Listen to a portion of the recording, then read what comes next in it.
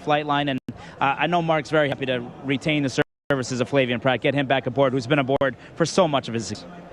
Tell us a bit about Drain the Clock and Saffie Joseph, because he's been a very up-and-coming trainer in the States. He's done very well with sprinters such as Mischievous Alice and Alec, and he's not here this evening because he has a leading contender back at home for the he's going to run next weekend in the Florida Derby. Had a final prep today, and he's one of the favorites for the Kentucky Derby. Now obviously has to take on the Japanese horse later, but look, Saffie made a name for himself. He set up Camp Florida. He was the youngest trainer to ever win the Triple Crown in his home of Barbados, and he just continues to get better and better. A young trainer just like Brittany Russell. I mean, these are trainers who are in their early 30s, and the future is far ahead of them rather than setting behind. And what about Brittany Russell? How big would her operation be back home? She was the leading trainer in Maryland this year. She's just in her third year of training.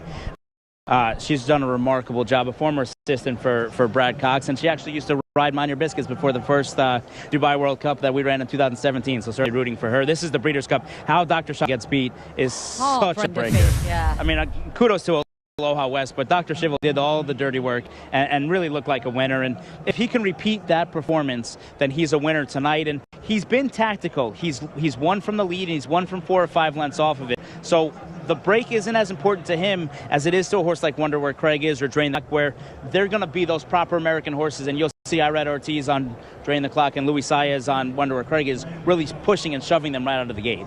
Dr. Shovel's drawn 9 in that Breeders' Cup defeat. He's drawn 9 again this evening. On what we've seen so far, that's possibly not where you want to be. It's not where you want to be, but it's okay. That said, the Derby winner was in 10. With Dr. Schivel, it's okay because he can see what's developing in front of him rather than to the outside of him, coming in on top of him. Because he doesn't necessarily need the lead or want the lead, he has that. And this is we go to the Saudi race here.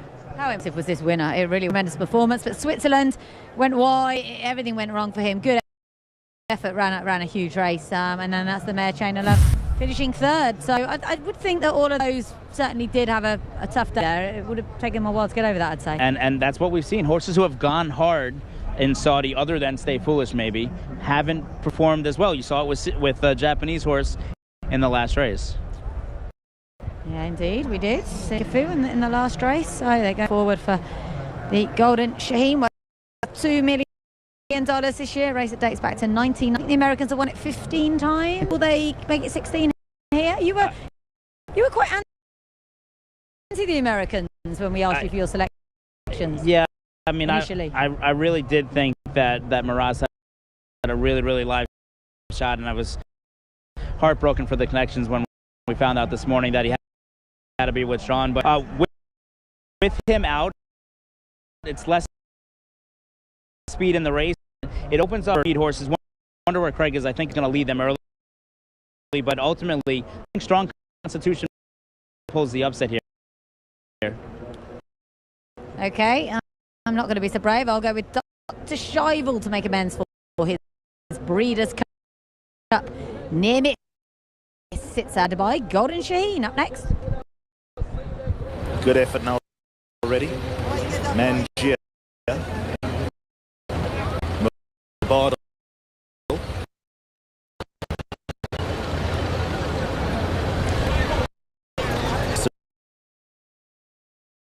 Eastern World.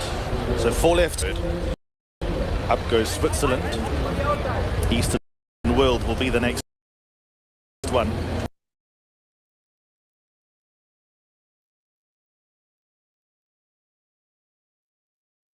By Atlantis to this 2 Bardal joins the lineup. And they all set.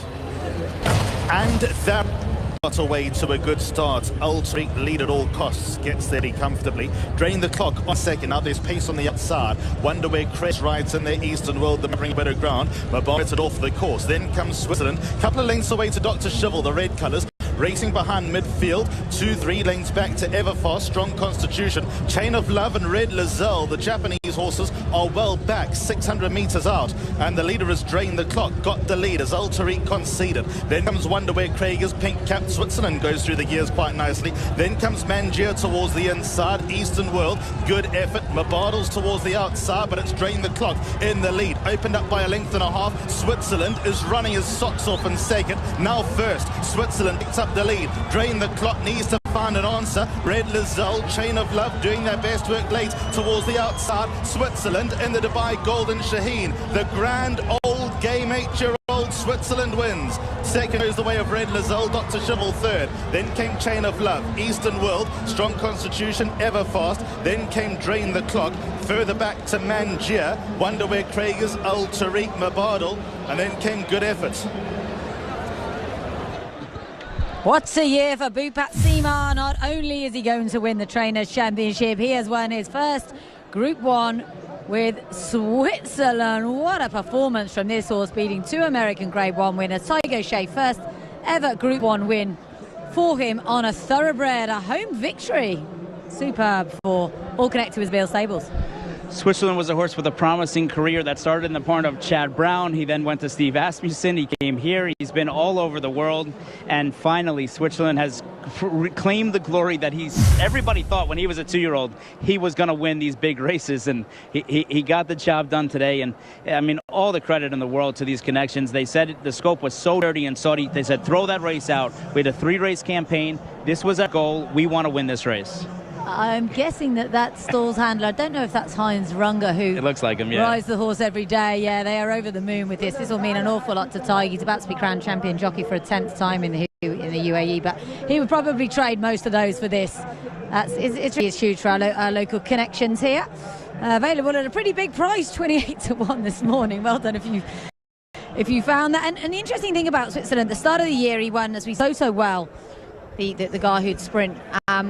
And I said to Bhupat, why now? Like, what is the horse? And he said, we just know more about him. He hasn't been in the yard all that long. We've just figured him out, and we figured out what he likes and what he doesn't. And obviously, we all thought there was a freshness angle with him that needed to be exploited. Not the case.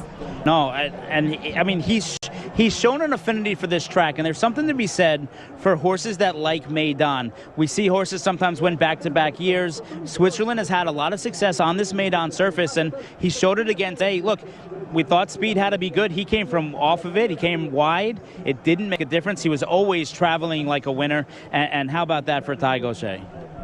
Yeah, I might delay Richie Mullen, who's going to be our guest, getting to us, because he is best mates with Tiger and want to congratulate him. And it really is huge. He'll be over the moon. So he's had success on this card before with the Kahela Classic, of course, a couple of times, and only really been Zabeel first jockey this season. The horse has just gone past them like they're standing still, and they did close. And poor Red Lizelle, second for the second year in a row. How's your luck? Just left himself just too much to do. That was what I was afraid of. This race was 2 seconds slower than the race last year, and they went 1:11. They didn't go super fast early. The American horses started backing up out of it, and just Red Lizelle had just too much left to do. Surprised Wonder Where Craig is didn't finish in the top 6. I thought he had a super chance standing for home. Oh, listen, he was in the right spot where you wanted to be, just kind of caught up to him, and it's not easy to travel from America and come here and put forth your best effort. Third was Dr. Scheibel. That was good. Jane and Love, lovely mare. She's finished 4th. Eastern World 5th. They're over the moon with that. A horse that they thought might end up in the Godolphin Mile. He was effectively a Godolphin cast-off, and Thunder Snow's little brother shows up on the big night like his older sibling did twice, of course, 3 times in fact. And those connections were busy too. At the Breeze Up sale, they bought 2 or 3 very high-priced lots. So, maybe the Ahmed Ben Harmash lot will really start to pick up with some nice horses next year. This will mean an awful lot for Tiger Shea, especially after the Godolphin Mile, when he ended up easing Alnaford. If you'd asked him before, what's your best chance for a winner, he'd have said Alnaford. And he works so hard. I've an extra level of respect for him, really, because he's his own agent. Most of our jockeys here in the UAE have an agent. There's absolutely nothing wrong with that. The agents do a tremendous job. He does it all himself. We have Abdullah Muammar and Muammar Abdullah, the sort of racing management father and son team with this horse, who of course is owned by His Highness Sheikh Rashid bin Hamad Al Nuaimi. And Abdullah on the right is the most knowledgeable guy. He really is fantastic, and they're pretty hands-on, this racing management team. They don't sleep either. I mean, I've been on the phone with them every 2:30 in the morning in America, trying to figure out what to do. They wanted to win this race in the worst way. There was 3 or 4 offers that they thought about making for other horses. Ultimately, they stayed firm and said Switzerland can do it. We don't need to buy another horse. It's wonderful for, as I mentioned, Sheikh Rashid, who's had a lot of quality horses, really. He doesn't around with the handicappers so much. He buys a lot of money, as you mentioned, and Switzerland wouldn't have come cheap. And gelding him would have been quite a big decision to make. There is Sheikh Rashid. He always matches his Kandura to his silks, which is brilliant. And if I was lucky enough to visit his farm in Ajman. It's a gorgeous facility. And even the farm is black and that lovely sort of bronzy colour. Quite amazing to match your architecture to your racing stilts, or maybe the racing stilts will match to the architecture. And a very popular win here. Tig is hugely popular. He's been coming over to the UAE since the early 2000s. And I say he works so hard. He rides every morning for either Ernst Ortel or Bupa Simar, and one morning I think he rode 24 horses for Ernst. So he's really geeing up the crowd as he returns on Switzerland, and this will mean an awful lot to everyone connected with this horse. He's really getting the crowd going. I say this is the best reception we've had so far. Oh, not even close. And the KU people were excited. The Japanese winners have been excited, but this is a whole new level right here. This is the loudest this place has been since back in 2019. That's fantastic. 27th start, as we said, for Switzerland, the son of Speightstown. Second win for the Yard, of course, in this Dubai Golden Shaheen, after the legend that is Reynaldo the Wizard. There's Bupa, his wife Caroline. Does a lot of the riding out in the morning. She's a super rider. She used to be a jockey, in fact. And a lot of the credit, I'm sure, will also be given by the Yard to Satish Simar, who handed over the licence to Bupa earlier on this season. And obviously he put the infrastructure in place, so it would be wrong of us not to mention him. Shouldn't have any problems for an interview here. Tiger always been very, very helpful to us on the channel. I couldn't be more happy for him, really. They all work hard, our jockeys, but he really does. And he's always been a kind of high-profile horse, hasn't he? His career, he was campaigned, as she said, by Steve Asmussen in the States. Initially cost $170,000 at Keeneland, went back to Keeneland for $175,000, then sold for $500,000 at Fasig-Tipton back in 2016. No, they were head over heels in love with him, and I think he ran second, like 4 or 5 starts early on in his career. He just couldn't break his maiden, and it was getting kind of frustrating because he was a beautiful, gorgeous horse. And when the RRR bought him, actually, he ran with Steve Asmussen, and then he ended up headed this way, and it looked like he had kind of warmed a little bit, but the Simar barn is really, Zabeel has really kind of brought him back around. And again, I think a brilliant campaign by the racing manager deciding to just go with the 3 runs this year, and that's what really won the race. There'll be nothing amiss with the weigh-in, let's hope, so we can hear from Tig shortly. He'll speak to Mikey. All right, Tig, that was phenomenal. The old Switzerland came back. When did you know during the race that he was going to get there? Look, as you quite rightly weighed up on TV, there was a lot of speed on, and this horse excels off a true run race, you know. And look, we were the outsider today, and I just said to Boo, but let's ride him accordingly. There's no point putting him in the race and getting in a speed duel. Just ride him like we did when we won the Al Garhoud, and if he shows that turn of foot, at least we'll run home and be very, very competitive. So thankfully it all worked, and he's a horse that grew in confidence as the race went on. They were starting to stop and flounder, and he was coming harder on the bridle, so it was fantastic. And it seemed that, he brushed off the bad experience in Saudi pretty nicely. He's a class horse. Yeah, he came back with a dirty scope, and he was drawn bad there, so unfortunately I couldn't go and ride him. But listen, he's come back better than ever, and obviously without stating the obvious, I'd say that's a career best. Yeah, well done. Congratulations. Thanks, Michael. We'll get you.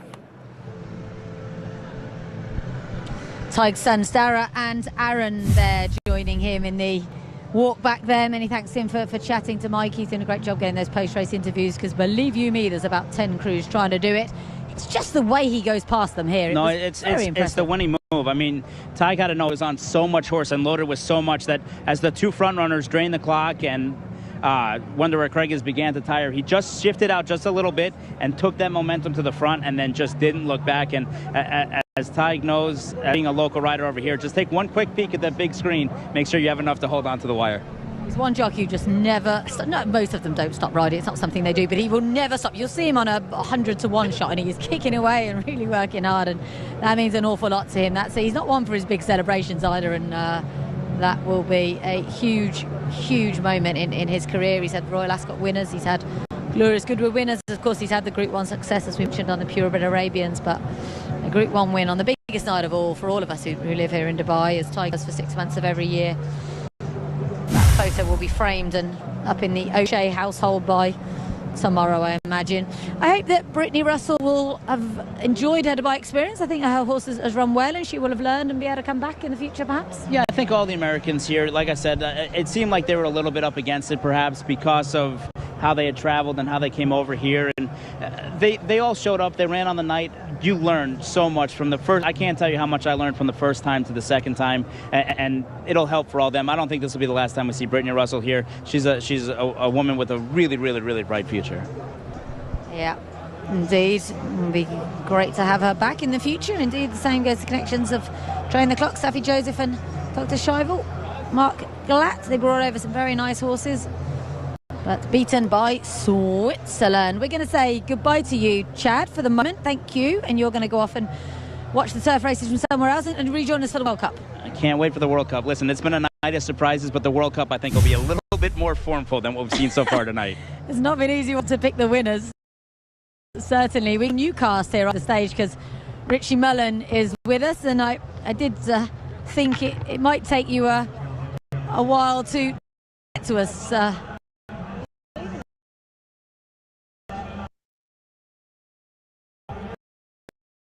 thought it might take you a while to get to us, Richie, because I know you will have wanted to congratulate Ty winning the race that you did a few years ago. You obviously taught him all he knows.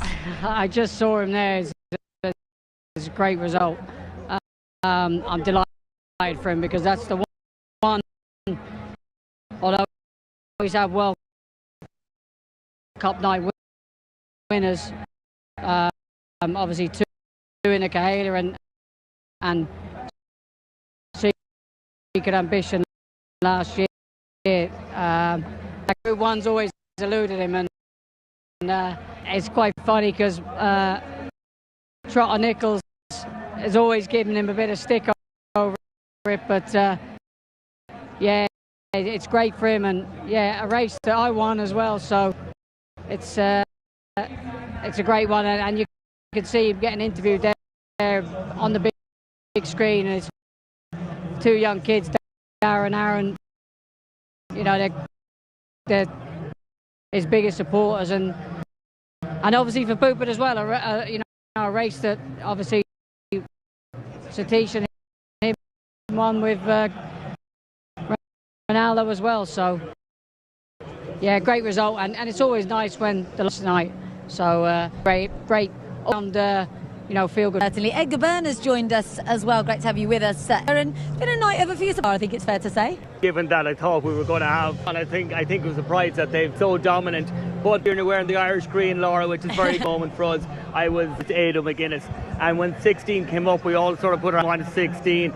Ado calmly turned around, horse in top form. Noel Palomine from the Curragh when he served his time. Mick Halford along came a little bit Irish in that last winner, so I'm going to call it a 1 point. I wish you had loads of runners either. You were pretty light. Is that maybe some in the earlier races, in the cup race maybe, but I think the only fancied one is, I mean, Ado's been here all carnival with that horse and improved it more and more. In fact, the farther the carnival went, the more bullish he got. He really was, in great form with this horse tonight. And look, it worked out. The plan comes together. It's fantastic. But yeah, we have been a little bit down in numbers, which is disappointing, especially from some of we'll say the bigger, more powerful yards. But look, that's the way it goes. Put them here in droves, and some they don't. So 8th win here in the UAE for RRR Racing, Sheikh Rashid's operation. Bhupat Seemar now on 47 for his first season with a licence in his own name after, of course, many years as assistant to Satish. And this is Mr. Timothy Kelly, the Executive Vice President and Managing Director of Atlantis Dubai. 3 O'Shea's. Debbie, not a fan of the limelight, Sir Tig? No, I don't think she quite likes the boys going up there, but no, she kind of behind the scenes, and they always say, behind a great man there's a great woman, and like Debbie, she's probably Tig's biggest supporter as well, along with the kids. She's right behind him all the way, but you'll never see her out in limelight. But I'm sure she's a big grin on her face and probably a nice glass of champagne right now. And when you won this race, you were good enough to join us on air after, which we fully expected you not to, and I still thank you for it. How long did it take to sort of sink in? Will Tig just be in a complete bubble right now and not really know what's going on? I think it's Yeah, I mean, he's obviously got rides coming up, so you know, obviously he's got remorse in the big race, so it'll be, you know, he'll be on such a high right now, and it always seems to take a little bit of time. You know, you're still sort of, you know, even weeks afterwards that we'd actually, when I won on Ronaldo, it was, you're kind of pinching yourself, did the night happen, and you reflect on, should I have done things differently, should I have, you know, media friendly afterwards, I miss people out, and through your mind, and ultimately he's had a lot of things going on behind the scene right now that people know back home, and I know he alluded to there in an interview coming off the track. He's a very, you know, he's a man that keeps poker with him. No. Because, you know, but he's a great man, and he's been, like I say, look, he's on the verge of winning his 10th championship. Just hold that thought a second. We'll hear from Mikey again. All right, Bhupat Seymour, your first World Cup night win. You're the leading trainer in the UAE. You did it with your jockey, with the horse you have. How does it feel? It feels just absolutely phenomenal. What Ronaldo won, it was an incredible feeling, and twice now. It's an amazing feeling. This is a horse that, after a much better horse than that, and he vindicated that tonight. Yeah, he absolutely did. I mean, nothing worked out for him, you know. Maybe something took out of him in the travel, and he was drawn 14. He's a horse who likes a bit of cover, and nothing worked for him.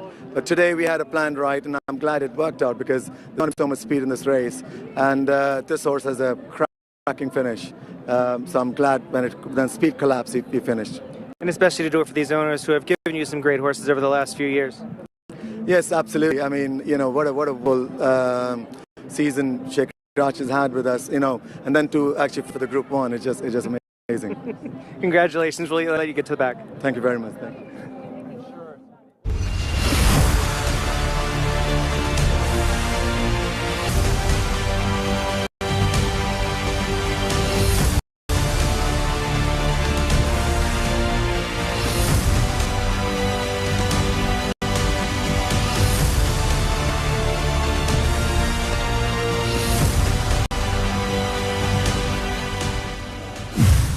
Fabulous scenes. Congratulations to the team behind Switzerland, winner of our Group 1 Dubai Golden Shoe. Do we know if Ernst Ortel has got 57 Arabians lined up for Tig to ride tomorrow morning?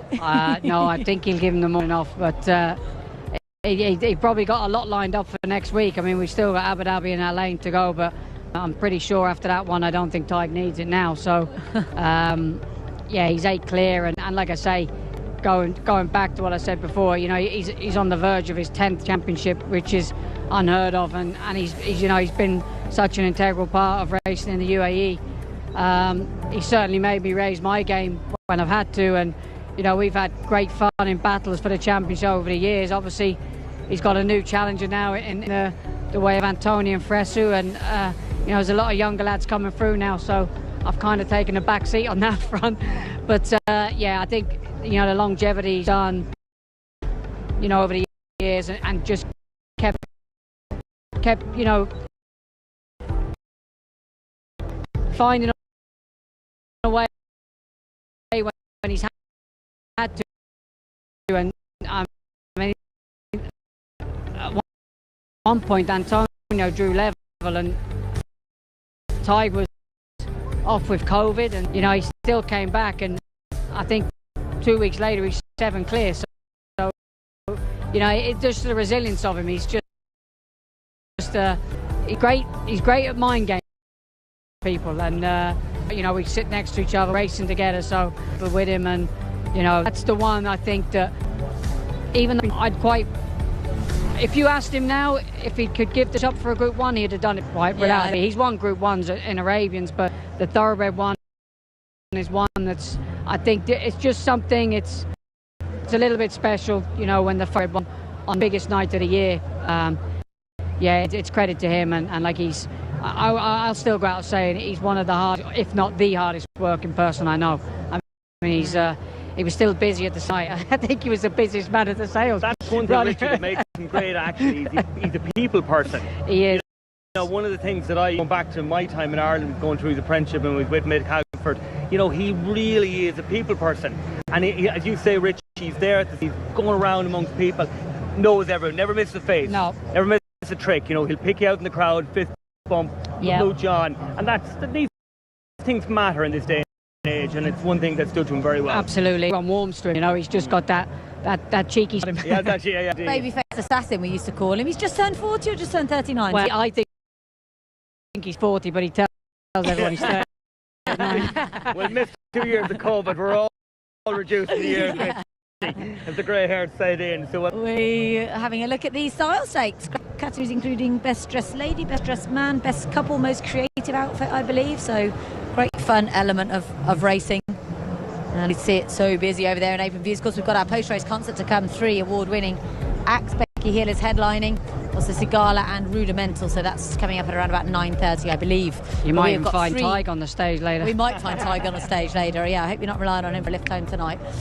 What a great view that is. This place is just spectacular once the sun goes down. It's pretty spectacular in daylight as well, of course. And 3 really big races are still to come, I think it's fair to say, with our Dubai Turf coming up. This one due on past 7. Horses are just coming into the parade ring for it. We're over 1,800 metres on the turf. $5 million. Bit of a disappointing race in terms of the non-runners. Such a shame we lost Lord Glitters and Finest Sound. Alfarique Group 1 winner. Colonel Liam also dual Pegasus Turf winner. Desert Fire for Sabin Saror. Finest Sound, as I said, came out earlier on this week. He's lame. Kiki Harovian. Lord Glitters. Lord North. That means he's become the first horse to win twice. Harford's really talented horse for William Hayes, who also runs my Oberon.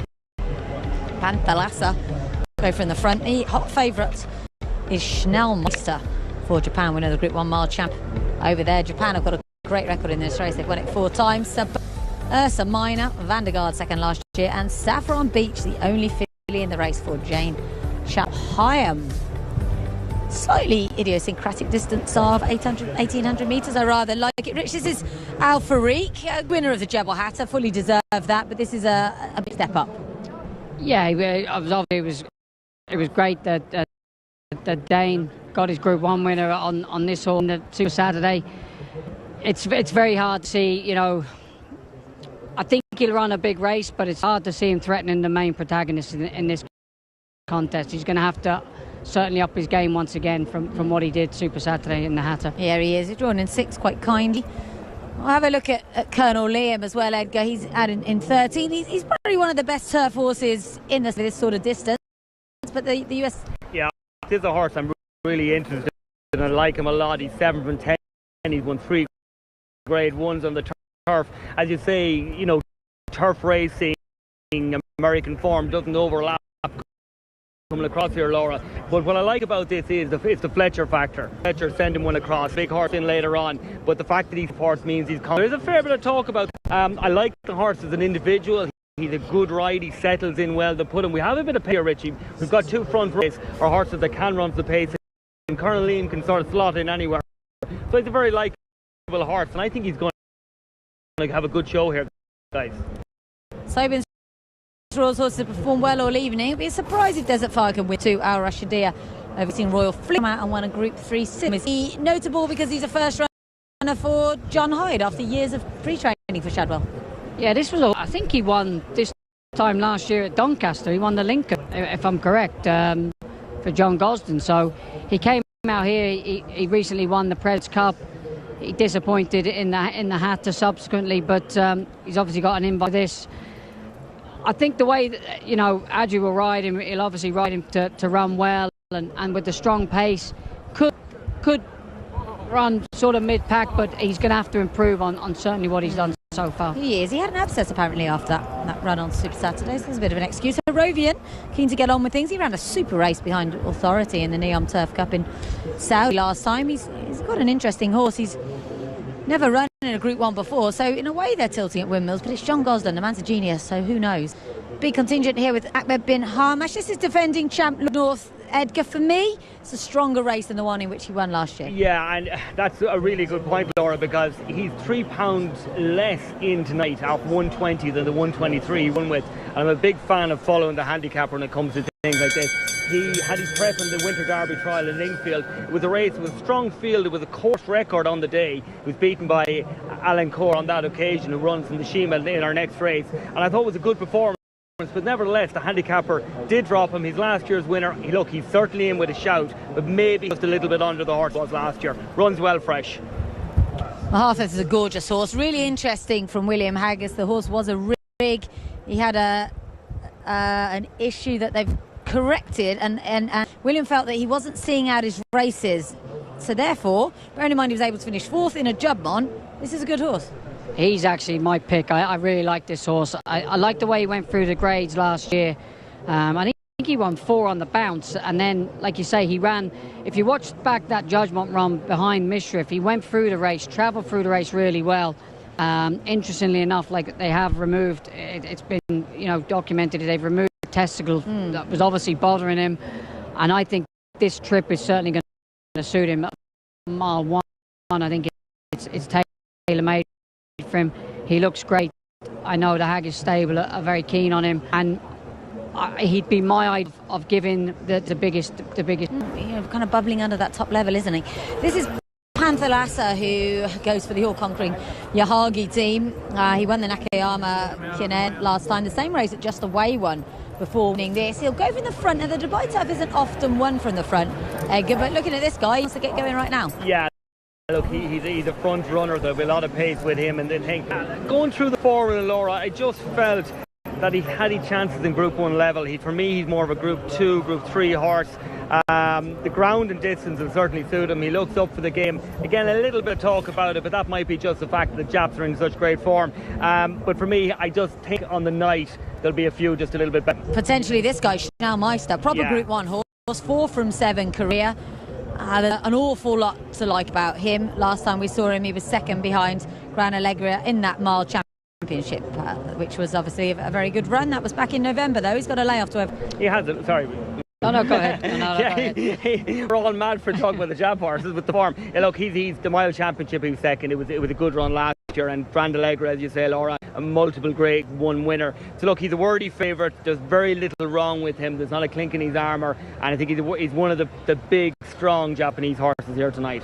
Yeah, I said Chanel Meister won that mile championship. He didn't. He was second in the mile championship. He won the NHK mile. That was beating Songline, obviously won over in Saudi. That was back in May of last year. This is Ursa Minor. It's great that he's earned a spot in here, Richie. He finished 3rd behind Al Farik. He's got a fair bit on his plate today, though. Yeah, he's got a lot to improve on the bare form, but he's been running well all year. He's gone through the ranks, and rightfully so. He got an invite, and had his team in great form all year, and great for Ray Dawson, his first season over here, and he's got a couple of nice rides on night itself. And they're a recent world runner, cracker finishing 5th. This is Van der Garde, second in the race last year. He has been quite well beaten in all of his starts since, albeit there's only been.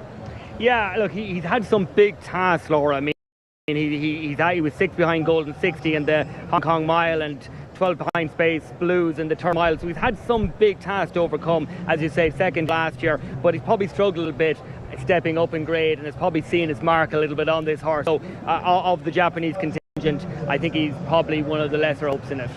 Holly Doyle got married on Tuesday. It's done week for her as Saffron Beach can win it. She's a very talented filly, but she does face the Colts here, which is never easy. Yeah, I mean, she was second in the Guineas. I think she won her last 2 in England. She won a Group 3, and then she won the Group 1 Sun Chariot, I think it was, at Newmarket. So, she beat Mother Earth by 3 lengths. The only blip actually in her copybook is when they stepped up to a mile and a half and she ran in the Oaks, and she was very, very disappointing. But Jane Chapelheim is a fantastic trainer, travelling her horses around the world. I think she's had runners in Korea. She's always supported the Dubai Carnival. Like I say, it'd be a nice wedding present. Hopefully she doesn't get up and beat Tom on that, because I think they'd be happy marriage ever. Win this. Look, Chapelheim have horse will travel. She's a globe-trotting trainer herself, and this is all the girls, the female trainer, jockey, and the filly herself. I used to say that blip. I don't think she stayed that day, Richie, and definitely didn't handle the course. And the knock on in the Falmount with her, she ran no race at all. Probably came up a little bit quick, but she was bloody good in the Sun Chariot. She bounced and back to her best on that occasion. Yeah, I think when I say blip, it was the only, if you go form, it's the only time she's disappointing. Like you say, it was purely the fact that I think the mile and a half just stretched her, but it was worth having a go and having a crack that time of year. But for Jane to get her back to winning ways and then going on to win a Group 1 in impressive style, she could throw down a challenge here. She could be a dark horse. Do you find sometimes when they go in those races and they go beyond their trips, that something has an effect? Because she did a no-show in the Falmount at all. Does it always leave that much mark on them? Because they had to rethink plans completely after. It's when they've had a hard run, their second run it's kind of like a bounce. It's like horses that have had a layoff that run well, then their second run after a layoff, you actually expect them, but the public would actually expect them to run well. Often they tend to bounce because they put so much effort into that run, and it does have a slight knock-on effect. But like I say, it's testament to the connections that they're able to get them back to where they wanted them and where they were in the springtime. And for Jane to have she was in great shape in the spring. Obviously summertime she hit a bit of a blip. She got her spot on again in the autumn. So she's a filly that had a bit of a break now. She was running well in the spring, last year. So like I say, she's one that I wouldn't rule out of throwing down the gauntlet to these. Yeah. Well, she's becoming the 5th filial mare to win this race. Is Saffron Beach. This is that Mahaffeth run. I mean, Midriff was in a different parish on this day. That's love. This is top class form. The Juddmonte very often works out as the best turf race in the UK, and he's a fairly well beaten 4th, but he's still 4th. My only concern with the horse is that, and I know we have an explanation about the operation, but he hasn't run since August, and it's a long layoff. It is a long layoff, here. Yeah. Also, look, he missed the Derby. He pulled him out of the 11th hour on the Derby. There was a lot of fuss about that. He said the ground he went and look back at it, was the right thing. He went to Ascot and won the court, but he missed the Eclipse. I mean, they said he goes to the Eclipse again. So there's been a lot of changing with this horse, a lot of changing of plans, changing of routes. Maybe it was all because things showed up at home. I don't know. But for me tonight, he's just a little bit short in the bet. How is a talented horse? I think we were in Ascot, Laura, when he actually ran and won that day, and he's a very impressive horse. But is he one of these horses that can be impressive when everything's right and can be a little bit disappointing? I don't know. I just think we might find a couple better here tonight. I think there's a lot of sentiment around him being the Shadwell horse. They want him to win. They need him here. I think he's good, but he's a 3rd or 4th type of horse for me. Yeah, I kind of agree with you. I think it might just be a race or two too soon. I do have him down as a future Group 1 winner, though, as we look at the track 4-hour Dubai turf. I think we've covered most of them. I just think Chanel Maestro, I love how lightly raced he is and his profile. He's the one I'm gonna. Which one did you come down on in the end, Edgar? Well, as an outsider, and one we didn't get to talk about, was Sir Busker. I just thought, I spoke to William Knight the other night, and he fancied him. Got in here at the 11th hour. It was literally the Monday after his good run in the Jebel Hatta. He was 4th, and he got in by the skin of his teeth. But he said he's been improving out here with every week. It's done him better. Remember, he is 3rd in a Queen Anne to Palace Pier, which is serious form bringing to the table, and a previous handicap winner in Ascot. So as a real long shot, I like him. Apart from that, I'm going to take a wild chance and go with the Fletcher horse. Okay, you really are going for a couple of hours. Richie, you're sticking with Mahaffeth? Yeah, I just like his profile. I think, like Ed said there, the stop-start campaign would have a lot to do with what has just happened, and the Haggis team are very shrewd on this horse, and they obviously think sentimentally wise, it would be a great result for the Shadwell team as well. It would be wonderful, wouldn't it? Shaker Hissa been here looking at our horses earlier on in the week, and she's a lady with a lot of support, a lot of sentiment towards the Shadwell team, who also, of course, have that horse in here, Hakiki. Good luck to John Hyde, his first runner on this card. They're nearly all in then. It's our Dubai Turf of 2022. Can Lord North win it for the 2nd year in a row? Alfariq wins, and Lord North will complete the lineup 5 turf, sponsored by DP World. Out goes Lord North. Set for a start.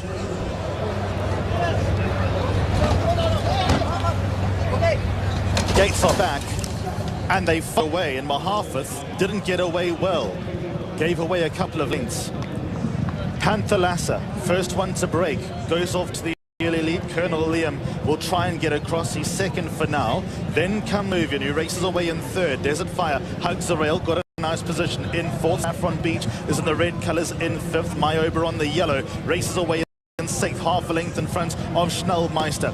Then comes Lord North, the blue sleeves with the white chevron, racing a little bit deep for now. Al Farik is in and amongst runners.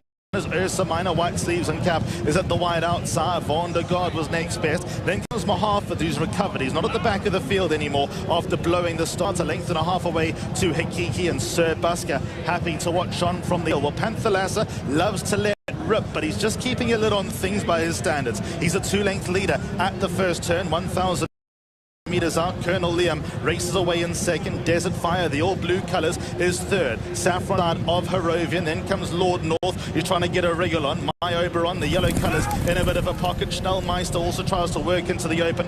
Ursa Minor being nudged and nurdled along. Then comes Mahaffith, who's 3/4 of the way back. Sir Busker, Van der Gaard, they next best. Mahaffith, and further back in running then we find Hikiki, but they're homeward bound, and Panthalassa in front by 2. Balances up over Colonel Liam, who's second. Then towards the outside, Lord North, Saffron Beach, Schnellmeister, Red Tappers towards the outside. They reach the final 200. Panthalassa in the lead. Lord North on the chase. Van der Gaard is third. Panthalassa 2 lengths in front. Lord North trying to double the dose. Van der Gaard not without hope.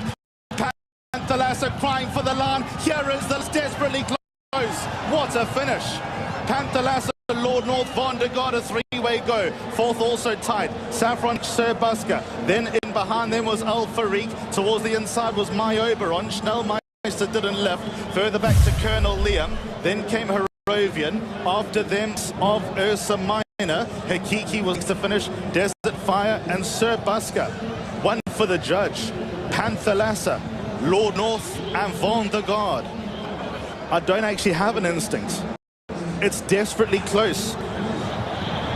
Panthalassa head on, head back up. Oh, I can't tell. That is so close. Paul Devlin, the ball's in your court. Panthalassa, Lord North, Van der Gaard, fourth, goes the way of Saffron Beach. Sir Busker was next to finish. Then came Al Farik, Myober on. Schnellmeister got into the clear. Then came Colonel Liam. They were ahead of Mahaffith. Ursa Minor was next best. And no numbers in the frame just yet. Panthalassa got away. He grits his teeth 100 meters out. He heard the hooves of Lord North and Van closing in. It's Japan, Japan or UK. That is as good a finish as you will ever see. Has Panthalassa held on? What to our Group 1 Dubai turf? Did it go to Panthalassa, Lord North, or was it on the outside last year's second, Van der Gaard? Brilliant finish, Richie. I can't tell. You think Panthalassa's hung on? I'm not sure. Looking at the still frame, it looks like the inside horse. I think either way, it's a Japanese horse. Oh, I don't know on that frame. That's not necessarily on the line. Well, it says unofficial for a reason. That's not what the stewards are looking at right now. Well, I thought it. Yeah, one way or the other, we thought it was a Japanese horse, but I kind of thought my first thought was the inside, but on that still frame, Lord North has got it.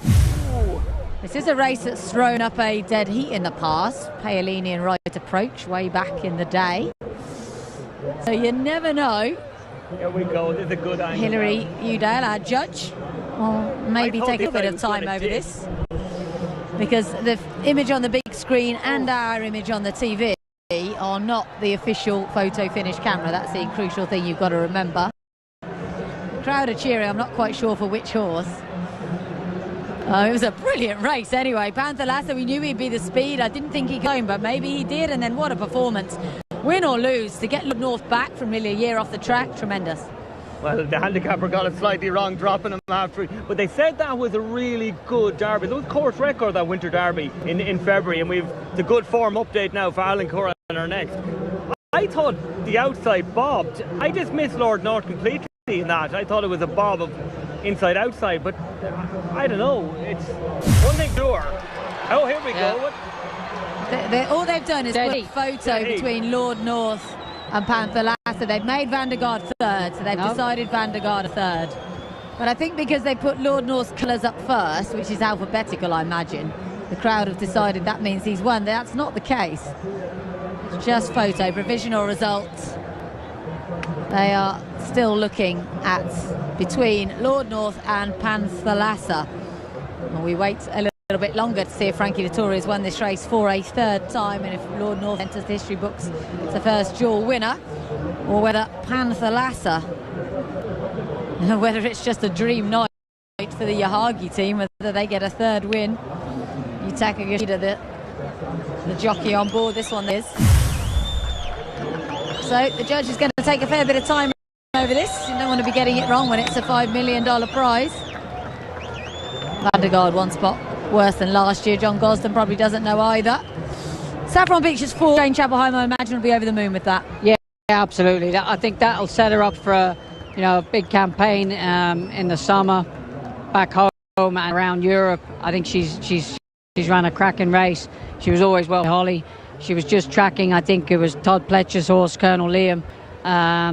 She was in the right spot, and I'd expect her to in fact run. So first run of the year, very good run, and like I say, I think there's exciting big things on back home into Europe. Also would open up possibilities of her going to 2,000 metres maybe as well. So Busker Fedger, the syndicate, will be so happy with that, Kennett Valley. They're such a fun syndicate. They're fabulous. They hear and they enjoy it. And you've always been such a campaigner for syndicates and a big pusher of them. Syndicates are kind of a horse outright. Well, whether it's that or otherwise, the point is they're part of the modern game, and it's very important that they do well, and they're represented well tonight. He tucked out as he always does. They've gone a good clip. I was a little bit disappointed with Colonel Liam. He battered to deceive at top of the bend, but Sir Busker ran exactly the race that William Knight thought he would. He said there'd be pace, he'd drop him out and he'd stay on home, and he justified his place here tonight. I'm glad they got in. Big run. This is quite interesting because this is Panthalassa stayed on. The jockey looked to me as if he was headed for the winner's enclosure, and then one of the paddock stewards said, it's not decided yet, you need to circle here. Whereas Lord North tack off all sorts. They've almost like they've resigned themselves to second the Gosden team, which is quite interesting. But I think it's wise after such a hard race that they unsaddle him. Frankie Wisely's jumped off Lord North and he's getting his customary cool down. I think that's just a safety factor. The stewards have asked both jockeys to get off and let the horses cool down. I mean, they've put everything into it. It was probably one of the greatest finishes we've seen in racing in Meydan in recent times. I think the last one was possibly on to Peter in the World when Gloria de Campio won. So I don't think we've had. Don't forget Thunder Snow. Gronkowski was pretty close. I think, yeah, but a three-way photo we had. A three-way photo, yeah. I think we had. There was a horse of Mike de Kock, Gloria de Campio, and I think Ahmed Ajebi was on the inside of. Ahmed Ajebi was there on cart. Ahmed was on the inside, so it was a three-way photo. So too young to remember all that. It was catching up. It was heartbreaking because Kevin Shea thought he'd won on Lizard's Desire and celebrated accordingly. It was very heartbreaking. I think that's because Ahmed told him he won. We have had one dead heat if I remember rightly, here at Meydan. Came in a local race a few years ago. They're not commonplace, and I'm not necessarily expecting one here, but judges are taking their time. And obviously, Rich, in your career, you've won plenty of races by short heads and noses and things. How often do you know you've won? Do you think that any of these jockeys I've got beaten more of them than on? There's sometimes you'll cross the line and you'll have an idea, you'll think you've won. And there's been many a times, I think I've been beaten in 2 photos this year. I thought I'd actually won. And, I'd question the photography. But there's other times you kind of know deep down, and certain tracks that the angle of the track, it favours horses on the inside. Abu Dhabi, for instance, always favours the inside horse in a photo, even when you have one flashing home. So I think it's a tough one, and that was a tough photo. It was hard to. My first thoughts were the Japanese horses held on. So as a jockey, you kind of have an idea. You think you might have done enough, but then you would always side on the air of caution and not go into the winner's enclosure until it's called anyway. That's exactly what we've got here. 2 horses circling behind us. Connections waiting on nervously. John Gosden looking not particularly nervous, to be honest. He's a confident chap. But either way, these horses have run brilliantly. Super training performance by All concerned, Panther should come in here off the back of a win in the Nakayama Kinen, as we mentioned last time. Same race won by Just Away. And Lord North came at the back of that with a derby. I mean, it does move in the race a little bit, doesn't it?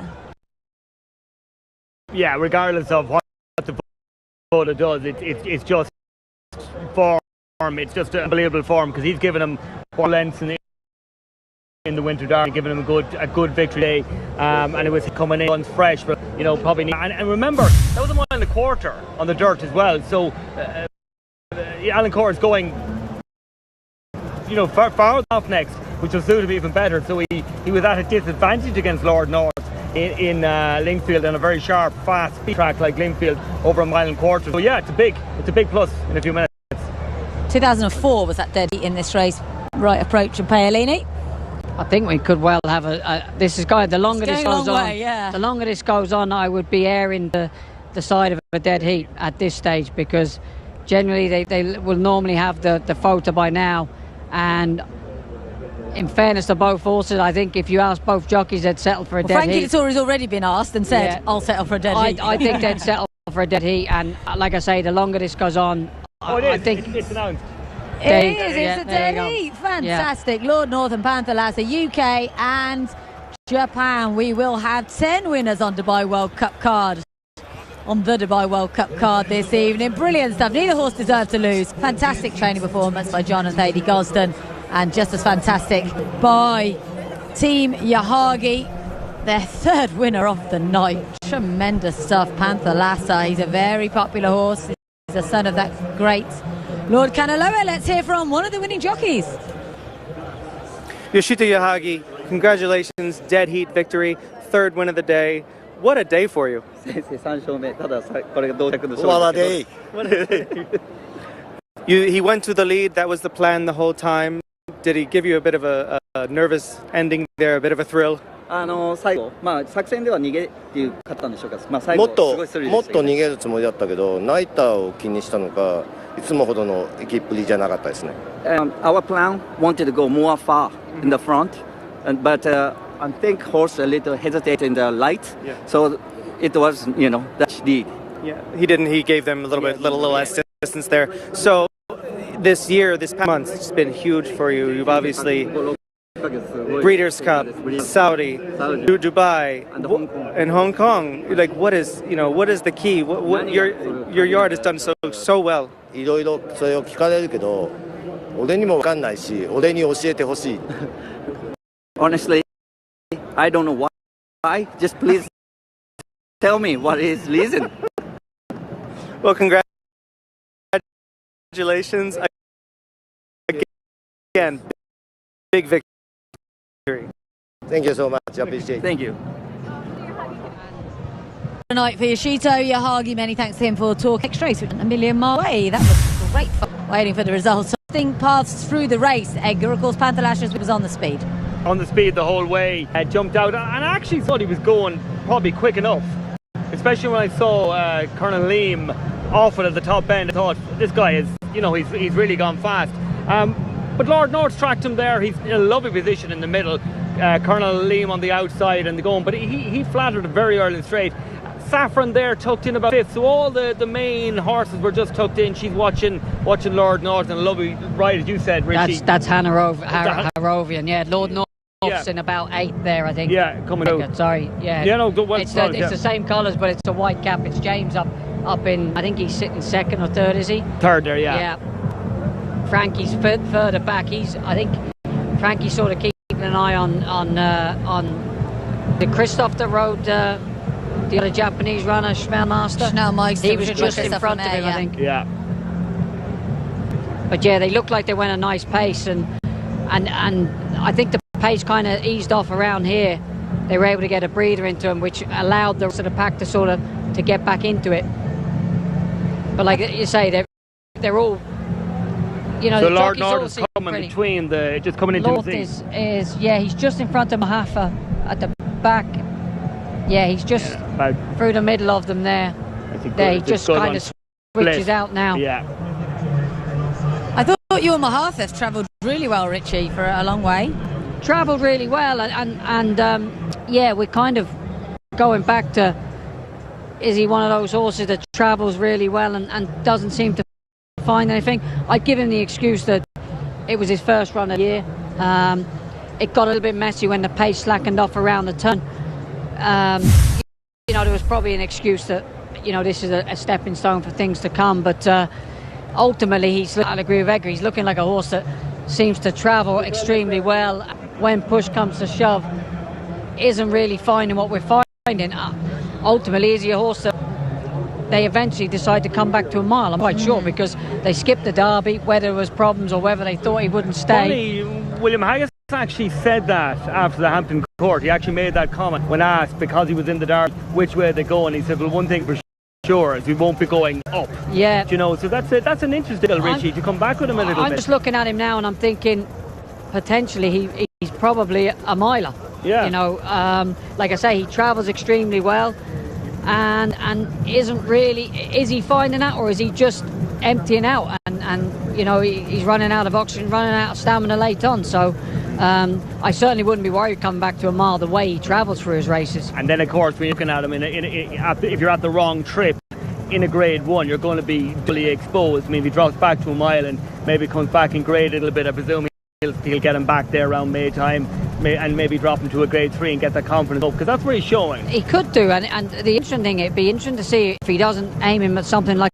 a Lockinge, you know, first Group 1 coming up in the start of May, middle of May, yeah. Straight mile, he might be better on a straight track as well. That's true, yeah, it'll be interesting to see where they go with him, because I think William Haggas is got an embarrassment of riches as it comes to his older horses, and obviously you try to separate them. Probably with his 3-year-olds last year, you're trying to sort of separate them. So whether he's the one that he thinks, right, we'll come back to a miler, we probably don't have a miler going forward. This horse shows all the signs and all the right credentials that he travels well through the race. And like I say, if he doesn't, then he's looking quite vulnerable at this stage. He is, yeah, looking quite vulnerable. I think it'll be a lot of thinking, but he's a thinking trainer, William Haggas, and the team will work it out, and they'll come back to a plan. The one thing for sure, he has ability. Yeah, that's for sure. Speaking of William Haggas, he's got a couple of runners in our next race, the Dubai Shima Classics, coming up in a few moments. Charlie Appleby as well, one more runner on the card. Richie, you've obviously been based with the yard all season. They've run really well. They'll be disappointed, Bonobo, of course. Things just didn't pan out for him earlier on, did they? Yeah, and I think, you know, the horse should take a lot more credit than I know he's got beaten, but he was very, very gassy early on, and it was a very strange race.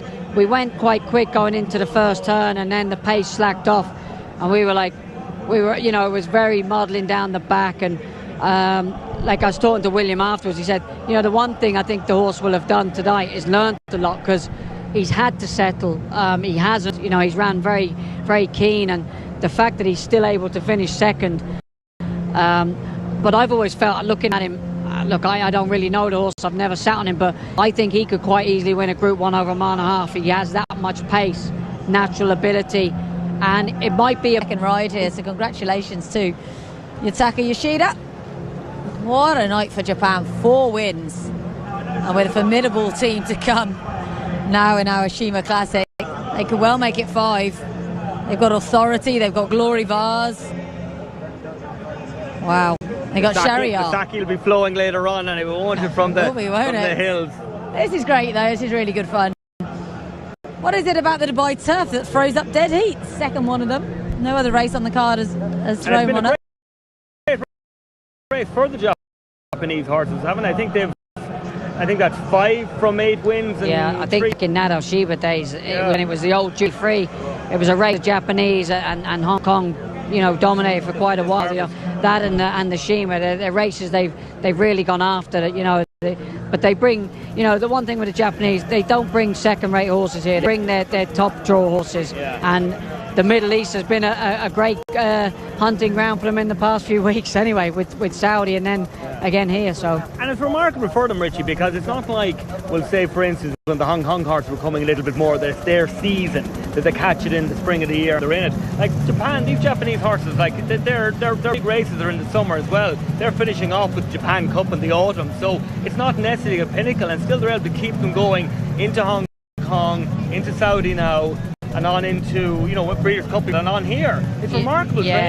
Really. I just think it's the whole thing with jazz racing, the whole setup, it's just very, very professional. You see them, the horses look amazing, their training facilities, I mean, they've got, I think, undercover gallops and you know, there's no stone unturned.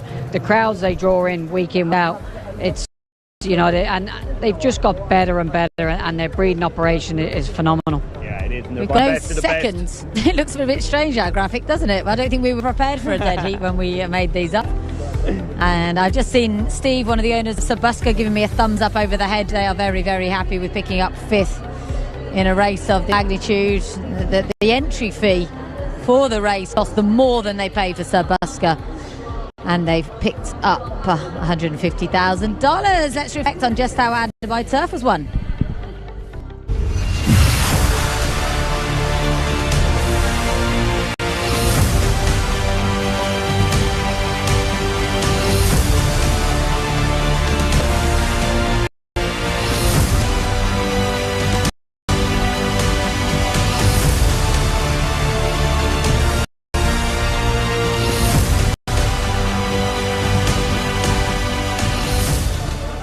If we see a better finish than that all night, we'll be surprised. But we've still got 2 very good races to go. There's 5 1 winners lining up in our Shima Class coming up in a few moments. And then we have 6 Group or Grade 1 winners in the big one, the $12 million Dubai World Cup.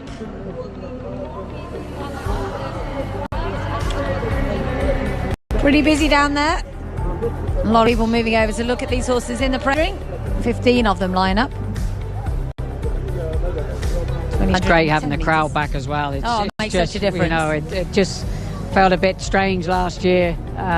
You know, having everyone back, and you know, there's just a buzz around the place all week with everyone coming in, and you know, to meet from around the world. So getting everyone back is just, you know, it makes that difference. You know.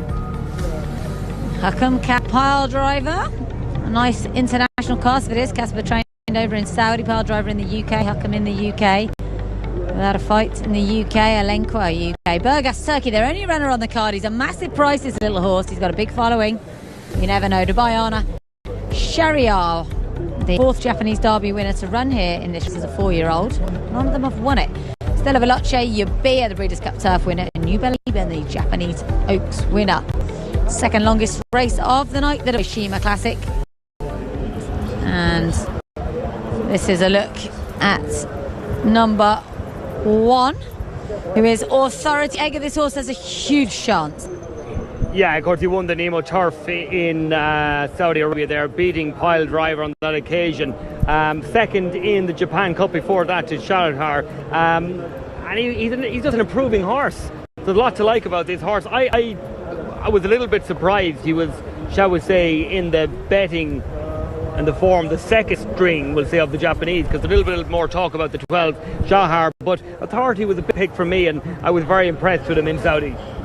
Yeah, I was very impressed with him in Saudi as well. He was a bit of a certainty, to be honest, having finished 2nd in the Japan Cup. I wouldn't totally rule out the 2nd either. Casper was pretty effective over 1.5 miles in Germany, that horse.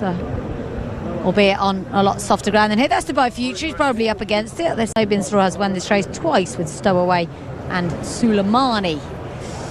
For the top, kind of just in it because they wanted to run. He is a Grade 1 winner, Richie, but he's never won on turf. No, and he sort of bounced back at the beginning of it. I think it was just before Christmas we had that. Yeah, he won the Entisar. Bounced back, hold-up tactics as well on that occasion. They had been making the running with him. That was on dirt as well, because he had been running on the turf. So yeah, he's obviously going to have to up his game here. I think there's 4 or 5 horses. Vars well capable of winning this though. I think Christophe Soumillon, he won this race 2015 on Dolny. This horse has won 2 Hong Kong Varses. He's a dual Group 1 winner in a 1.5 miles is his trip. Edgar, he has a huge shout. Yeah, I'd say a dual Hong Kong Vase winner and previously 2nd to Love's Only You in the QE2 in Hong Kong. He's 7 now and maybe getting a little bit older, but 123 is the highest rated horse in the race, and I like him. I think he's a good, solid international performer. I think he's got a good chance. Yeah, got a huge chance. I think all the Japanese horses in this have a huge chance. This is Hakam. He won the City of Gold last time. Hawkbill won both races a few years ago. He was probably a bit better than the best. Oh, he only got home by a head from without a fight, but he went quite wide, and Owen would have left a bit to work on. But all the same, he's going to have to improve a lot to win this, I think, Richie. Yeah, I think he's. You'll be looking at him if he runs and he's improved from the City of Gold. I think he has place chances at best. He's obviously improved a bit. I think Owen would have left plenty to play with going forward from the City of Gold, but like you say, I think he's got to raise game 7 or 8 pounds to be challenging for this. Pile Driver was stuck very wide in Saudi. He's a Coronation Cup winner in the UK. This is a very good horse, Edgar, who always seems to go under the radar. He's got the ability.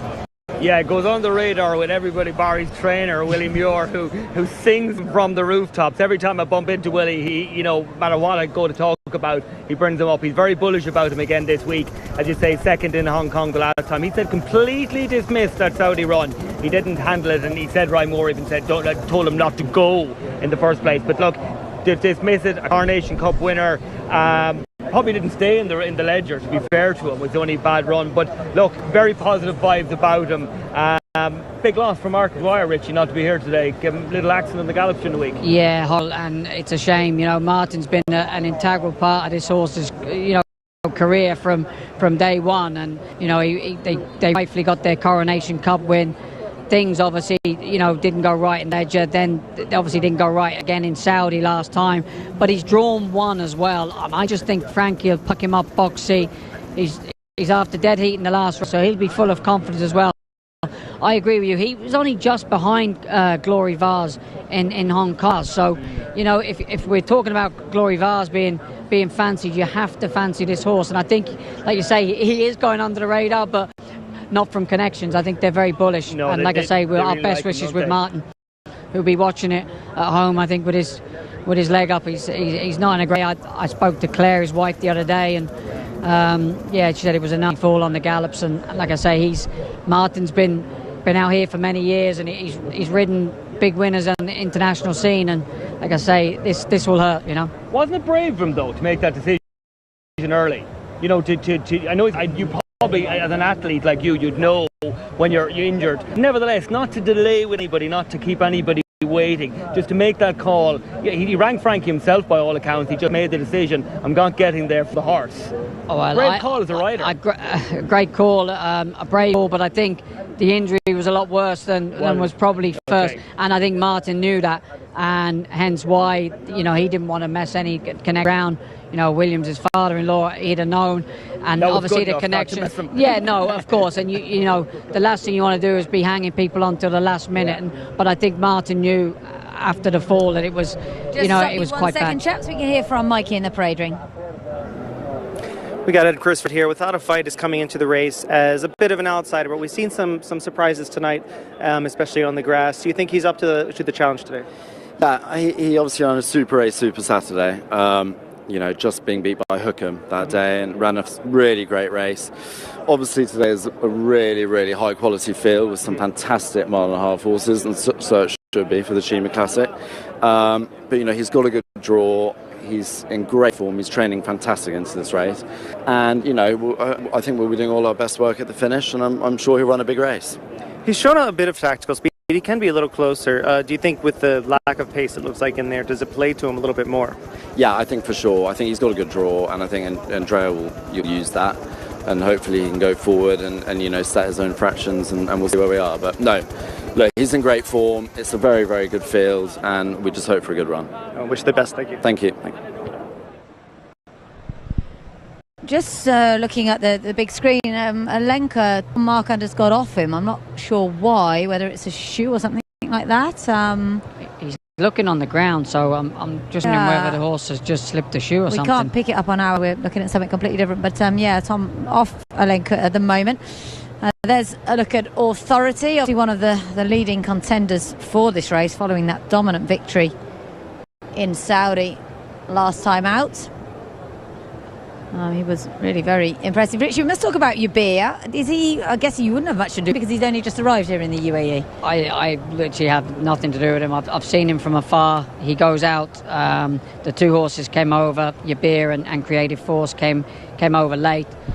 Shane that rides Yubir He actually, I was talking to him the other day. He is a very, very difficult at home, and he has been in Newmarket. He said it surprisingly he's actually settled into the training over here quite well. And I think the fact that there's only 3 of them go out early in the morning, or like before the rest of us are out on the track. But it's just, I just think the American tracks suit him so much better, those tight tracks. So I was talking to Jamie Spencer earlier.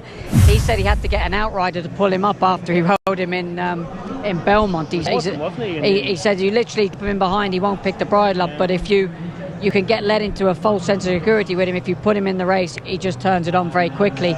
And I think that showed his only bad run really was in good. I think it was in. Yeah, he was really wayward. He ran across. No, he wasn't gelded at that time. No, and he was very, very keen with William. I think that was in the Gordon Stakes. And they tried him in all the classic trials. At the start of the year. I mean, they obviously knew he had ability. Yeah, they tried him, and he went everywhere bar forward. And in fact, I think, Laura, we were in Ascot in the pouring rain when he was meant to run after being gelded.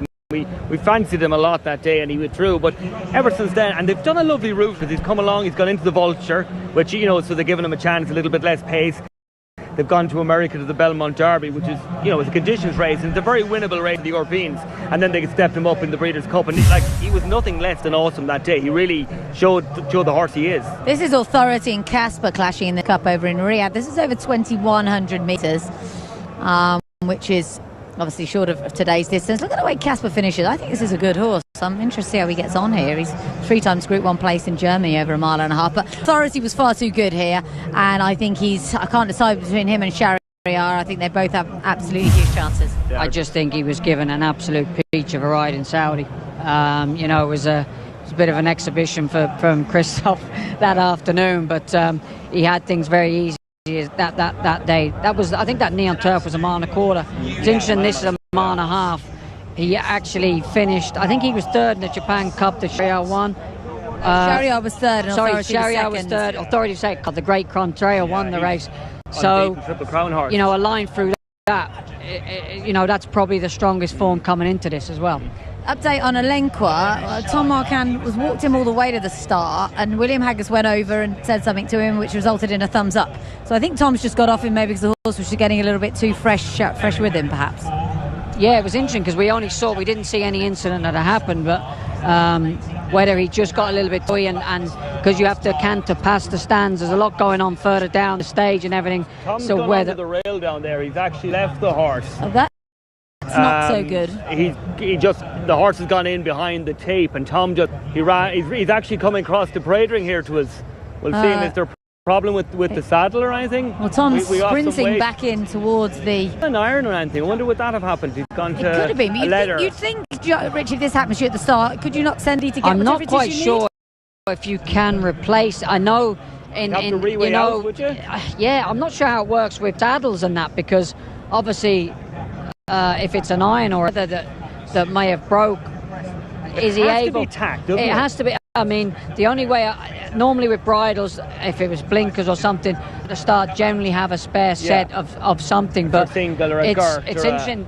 Tom's ran back into the weigh-in, so whether it's an iron or a lever, I'm not sure you can actually change, and it's never happened. So I've never seen it before. In Italy, they changed the jockey and everything.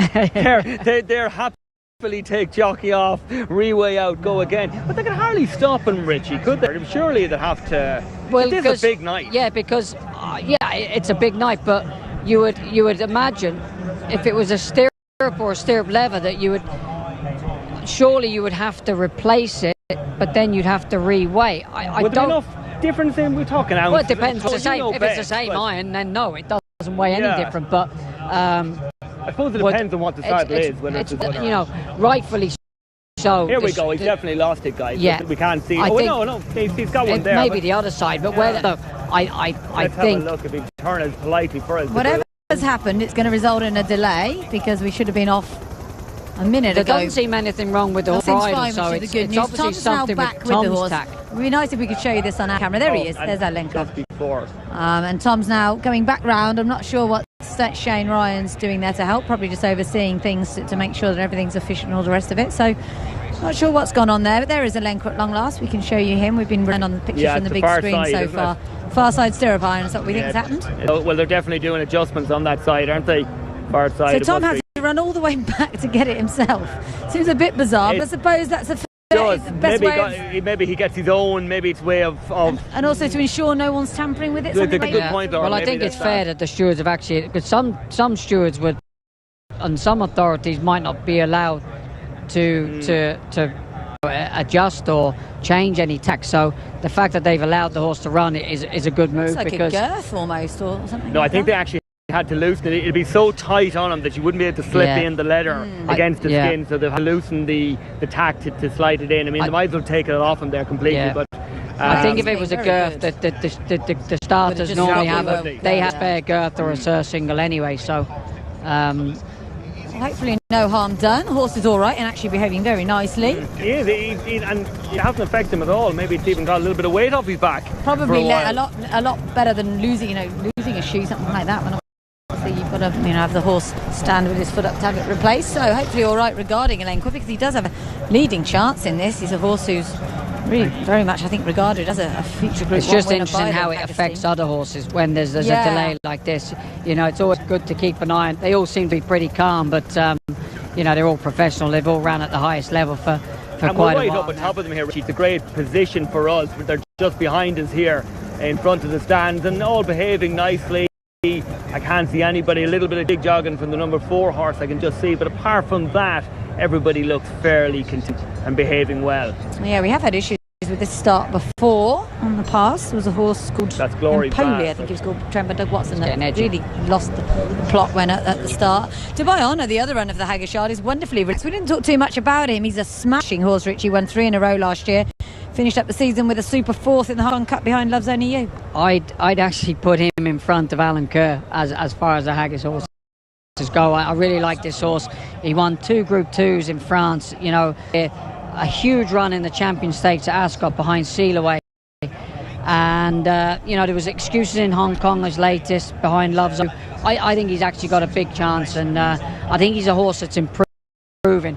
The older he's getting, I think he's got whether it's tonight, but this season coming, he's got a big future. And I think travelling around, you'll see him. He'll be one of those horses that'll be campaigned at the highest level, in Europe and across the globe this season. Handled very well. And this horse didn't win his maiden until September in his 3rd start. He's beaten after that.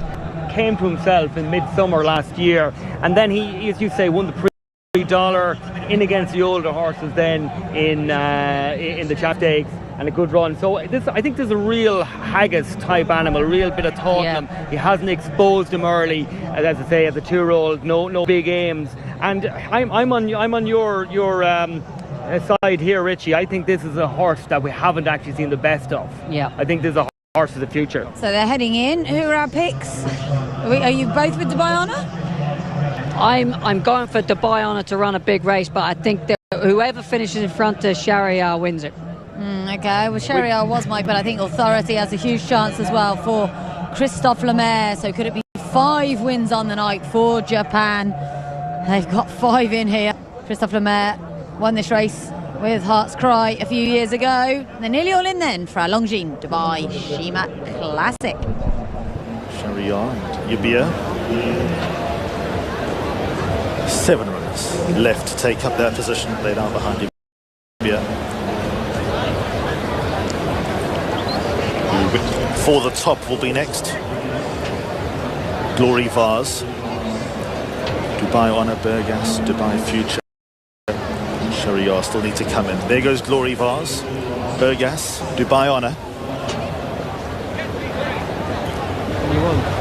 Dubai Honor now loads. Dubai Future, Shariar. A class renewal. The Longines Dubai Shima Classic. Handlers get away. All set.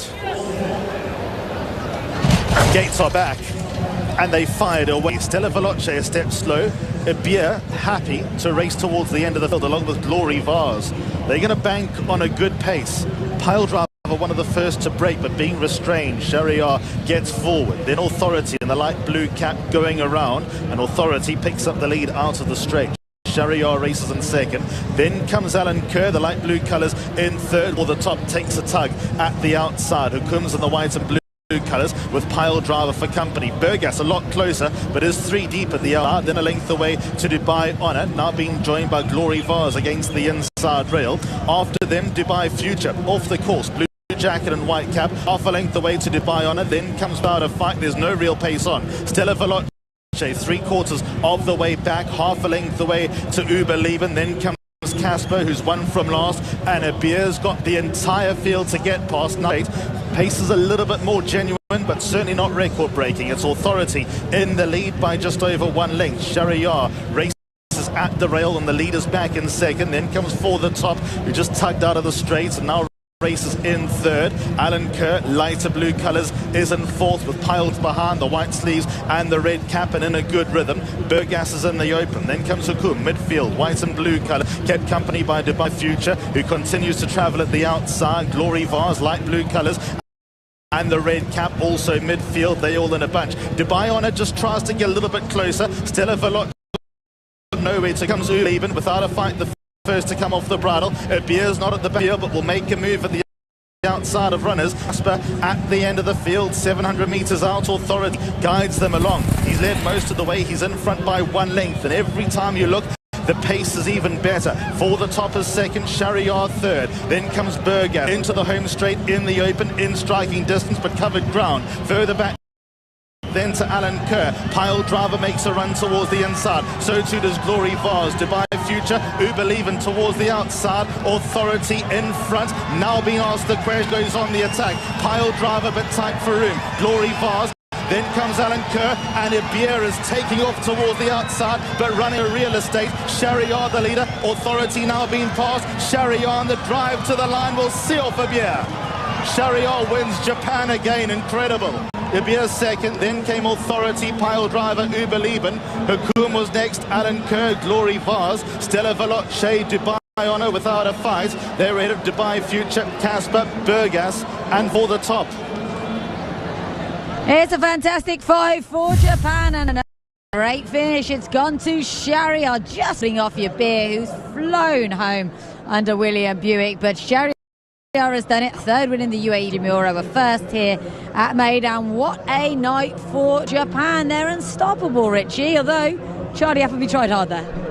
Yeah, I mean, it was a very, very messy race. They went very slow. Christoph went to the front on Authority, and he just stacked them around. You were loving that, Rich. Well, Shahryar was just, yeah, but I just loved where Shahryar was, right behind him. Well aware to, you know, Christian was well aware when Christoph let the handbrake off, he was going to try and pinch 2 or 3 lengths. I was just happy where he was. You know, there was a lot of horses in behind him, were very, very free. Pile Drive was a little bit gassy with Frankie, but I take full credit to Yabir, because where he's come from in such a slowly run race, you could see William make his move slightly earlier than he wanted to because of the way the pace was going. He had to attack it earlier than I think ideally would suit him. I think a stronger run race, I think we'd have seen a different result. Yeah, it did a lot off, but you hear, I didn't even see him till the crowd roared. No. I was watching the first 2. I said, oh, he's going quirky tonight again. Next minute into my left ear, whoosh. Yeah. The crowd has spotted him down the furlong pole, and he's come down. What do you think, Richie, with tactics, given that there's so many Japanese horses in this race? Would Christian Demiro know what Christophe Lemaire is going to do? Like, he's knocked in behind him. These guys are riding against each other. They're local jockeys as it is, you know, even though the European jockeys, they're both based in Japan. Would that be a big effect on how tactics are played out? Well, the fact of watching, you know, they know each other. Well, as a jockey, you know, you're going for your dangers in the race. So ideally, one of your biggest dangers is Authority. You know he's going to make the running. So that's your pace angle. So, you know, you're always wanting in a race to look which horses you want to follow. Your beer is a danger, but you know he's going to be dropped out last, so you're not going to be following. So Christian had a good break, good clean break, was able to get right in behind Authority, you know, so everyone else is then watching those two, and then Christian thinking himself, we are hacking around here. I'm in the right spot, because when Christoph lets the taps on, he's going to get away from us, and then the horses are behind all of a sudden are having to make up 6 lengths. They're going to have to make up 9 lengths, because Christoph's going to get that turn of foot. He's going to get away. And of course, it's he's always on the his same shoulder case. just to pull out. It's a great angle here, actually, we have, and he's in the right place. It's like almost like a little bit of work for him. Frankie, teeth grinding down back. Like literally, Frankie had his, he was hating it, wasn't he? Frankie doesn't like that. And Frankie, that horse was quite keen with Frankie. There's not many horses you see keen with him. He's got a wonderful pair of hands, but that'll just show you, if you look back through the race, there wasn't many that weren't actually keen in the race. Yeah. I think Yabir was probably the most. He is the gassiest horse, but because William had to drop him out, and when I say he's in behind, he switches off, but he's a horse that turns it on very quickly, and you could see the ground he made up from that race. And that was just, William was, it wasn't ideal for him, but he couldn't ride the race any different, because if he put the horse in the race, all of a sudden he does too much and he doesn't get home. So he's had to ride the race accordingly, and he's probably thinking to himself, them on the front end, I'm going to have up. So I think full credit goes to Yabir. He's only been come down a neck. I think this is a horse that's starting to hit really good rich trainer form, and he'll be contesting all the big races. I think even from a mile and a quarter to a mile and a half, I think Charlie Appleby's just got so much ammunition at that middle distance range. It's going to be a fantastic summer, isn't it? He's got Hurricane Lane and Adyar, and he's already said that Yabir will be the one that they, because he's a gelding, he'll be the one that they send on his travel. So I imagine he'll be and back he's got to America. Manobo as well. They just got so much ammunition, and I think William's headache will be with Charlie. Where we're going to split these up. Yeah, and where he's going to go, because they're going to be travelling, whether he'll have to stay at home. Big run from the 15, the mare. She hasn't won a race since May, since she won the Japanese Oaks. Big run for her. So even the Japanese outsiders are having a fantastic night tonight. And Pile Driver in fourth, fantastic result for the team there. Yeah. Proved that Saudi Russell was not and like I say, I met Willie Muir today, and he was adamant the horse was in better form he's ever been in. Like I say, he had the gate one. Like I say, probably didn't suit him either, the slow pace. So he comes out with plenty of credit as well. And Frankie was right behind Shariar, so he was always in the box seat. It was always going to be a struggle for anything that was further back, the mid pack, to make up ground. And that's why I think Yabir comes out of the race with a lot of credit. Actually, another horse that, given that he had so much room to make up and that I thought ran a better race than I expected, was Hookham. He actually ran really well at the dead. He's just got to Alakir's nose, and he's not in sixth there on the screen, but I thought he's ran a real big race. Yeah, I think that it's a race that we could analyse over and over again, and there's probably there's a case for 7 or 8 horses that will think, if there was a stronger gallop, that could have run well, but it's one of those races when it's the old adage saying, when there's a slow pace, you've got to be on the front end of things, and unfortunately, a lot of the lads were just, they were kind of victims to the skill of Mr. Lemaire. No, they were just victims to the way their horses are ridden and the way the race panned out. They were just victims to where they were positioned early, and it was just you can't criticise anyone because that's where you are. You can't go making. Would they expected a little bit more pace, given there was 2 from that jar, the gold, the second string dropped in? Would people have anticipated more pace and gone wrong from what happens as a jockey when you jump out? You're in a Grade 1 race. It's so hard. Do you really sit and suffer? You have to sit and suffer. Like us hold up horses, you have to kind of sit and suffer. And like you say, Williams made his move earlier than he'd have liked. The likes of Dubai on it. James he's a hold up horse. He's had to sit in, and you are a victim to what's happening around you. So there was nowhere he could go. He was bang in the middle of the pack there, and you're then just trying to pick your way through it and hoping that it pans out. But like I say, when there's a slowly run race, you're so condensed turning in. And when the taps are turned on, the fronts get away, and you're all on top of each other. So, when there's a genuinely good gallop, everything is strung out. So, the gaps come a lot more easier. Like I say, there's 7 or 8 horses that will probably, lads will be kicking themselves in there thinking, if there was a strong... But, they couldn't go. Yeah. They were just, like I say... It keeps us on our toes anyway. We've more to talk about, we've more to analyse. Nice, simple, straightforward race for us. It and clear wouldn't have been. No, we've got plenty to analyse out of that. But look, fantastic race. We're after seeing 2 major international races here. We're talking about horses that are finished in behind, but we can't take anything away from the winner. No, he's a genuine Group 1 horse. Yeah. He's behind the Great Contrail. He was behind Authority in the Japan Cup. He's reversed from with Authority, have it be only half a length. But yeah, and the Japanese have just... Doesn't that really keep the Japanese form strong? The 2 placed horses behind their champion, their unbeaten Triple Crown horse, come out here tonight and represent again. It's just awesome form, isn't it? And that's what we'd be all we go proud to back. have You it know, at that's what you have to admire about them. They don't bring their second-rate horses here. You know, apart from the Americans in the big race, they bring their top draw horses. But you know, in the substitute races, they're generally their second or third division horses. In the sprint, in the mile, they're never generally top class. But the Japanese shy away from bringing their top draw horses out here, and they're being rewarded. And that's probably good. And they're being the frightening thing is how many they're going to bring next year. 'Cause I think they bought 20 this year. They'll probably double that next year. Well, we can hear our winning jockey, Christian De Muro, has followed what his big brother Mirko did and had a winner on this card. Here with Mikey very shortly. All right, Christian De Muro. That was, we'll walk with you. When we talked earlier, you seemed quietly confident about this one, and he proved it for you.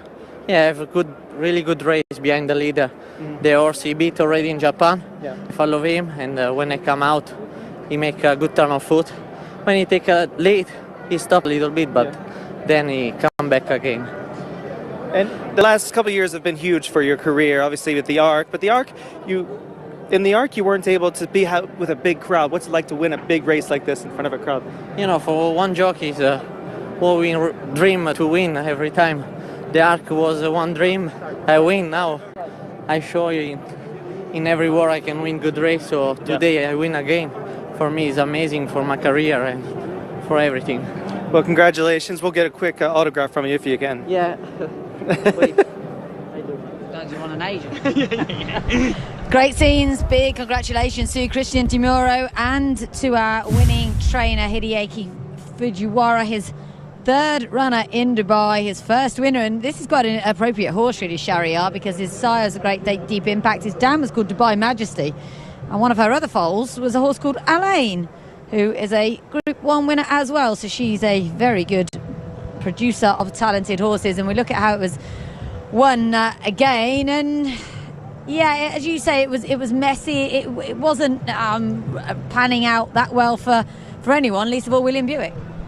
No, and like I say, William, you can't ride that horse. I mean, I don't know him, but from what I gather and speaking to the people that know the horse better, you can't ride him any differently. And like I say, Jamie Spence was telling me when he rode him in Belmont, you sit last on him, he doesn't pick the bride up, he's nice and relaxed, but when you switch him on, he turns it on, and he had to get an outrider to pull him up after the race in Belmont. So it's remarkable, actually, Richie, when you look at that. We have a lovely drone shot of it. He hasn't just tucked him in off a slow pace, he's dropped him out. He's left 3 lengths off the heels of the last horse. That's brave. I think as well, he's probably a horse that isn't sharp because they've been dropping him out now and getting him switched off, so you kind of let him just fall out the gates. I don't think he's a horse you could then go give him a squeeze. If he got up on the heels, and then he might all just of a grab sudden, it, all of a sudden. So like I say, he was probably the most relaxed out of all the horses. That's what I thought. If you look at him, letting him bowl. Yeah. But I think he's a top class horse and going forward. But like I say, we're talking about everything in behind. But like I say, the winner is a top class horse. Full credit to Authority, who's come from Saudi and able to back up another good performance. Willie Muir's been, yeah, he'll be thrilled with that, won't he? He'll reap the rewards with Pile Driver, obviously from that disappointment in Saudi. So, he's got another great horse going forward. And he'll probably target the Coronation Cup again this year. Yeah, why not? I mean, that's the target for him. I mean, and he's sure to win again. I mean, he's lovely the top programme, horse. isn't the Coronation Cup, King George? You can look at it like that, and then maybe think about targets abroad. But Christian De Muro, as I mentioned, he had a little spell here riding locally. That means an awful lot to him. Young man who's recently made all those connections over in Japan and been riding brilliantly. And this is a very special horse. He's only 4 from 7 in his career. He's been very lightly raced. Good training performance, as I said, by the Fujiwara team. First run since that Japan Cup in November, and that was his first run since September. So he's obviously a horse who goes very, very well fresh. And not too many disappointments. I feel like the form horses have come to the top here, really. I think the only horse that may have been a small bit disappointed, maybe experience has come out with, is Dubai Honor. He's probably the only one that didn't really click. As I said, even Hookham, we talk about a few coming through and the mares ran well there. He's probably the only one, and just at that angle we saw him, he's never really got going. He's sort of 3/4 way back there. He's just in behind Pile Driver. He had every chance. I don't think anybody had trouble in running. Even so, they've gone slow. It appeared to open up. I didn't see anybody. As you see, they fanned out quite well, so he's had their chance. And we can just see him there, and he's sort of up and down on the one spot today, Richie, isn't he? He's a little disappointing. Yeah, I think he's one that would generally appreciate more of a stronger gallop, but I think he's one as well. This race, obviously, look, they've come here. They haven't come here as a prep race, but it will be another stepping stone. And I do believe he's a Group 1 horse in the making.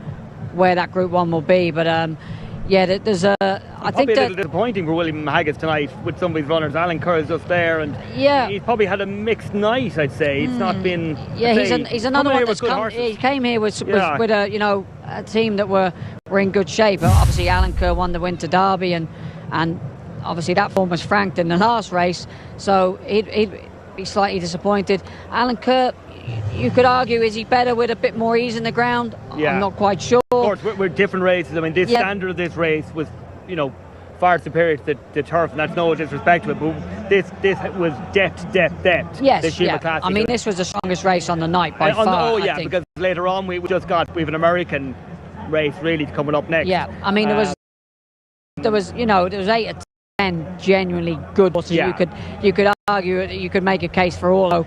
I think going forward there'll be a lot of winners come out. That's what's most important. I think so as well. It looks strong. It's often one of the strongest turf races in the world when they do the end of season rankings. Authority, who absolutely turned for home bundles of running, was really hard to peg back by Shariar.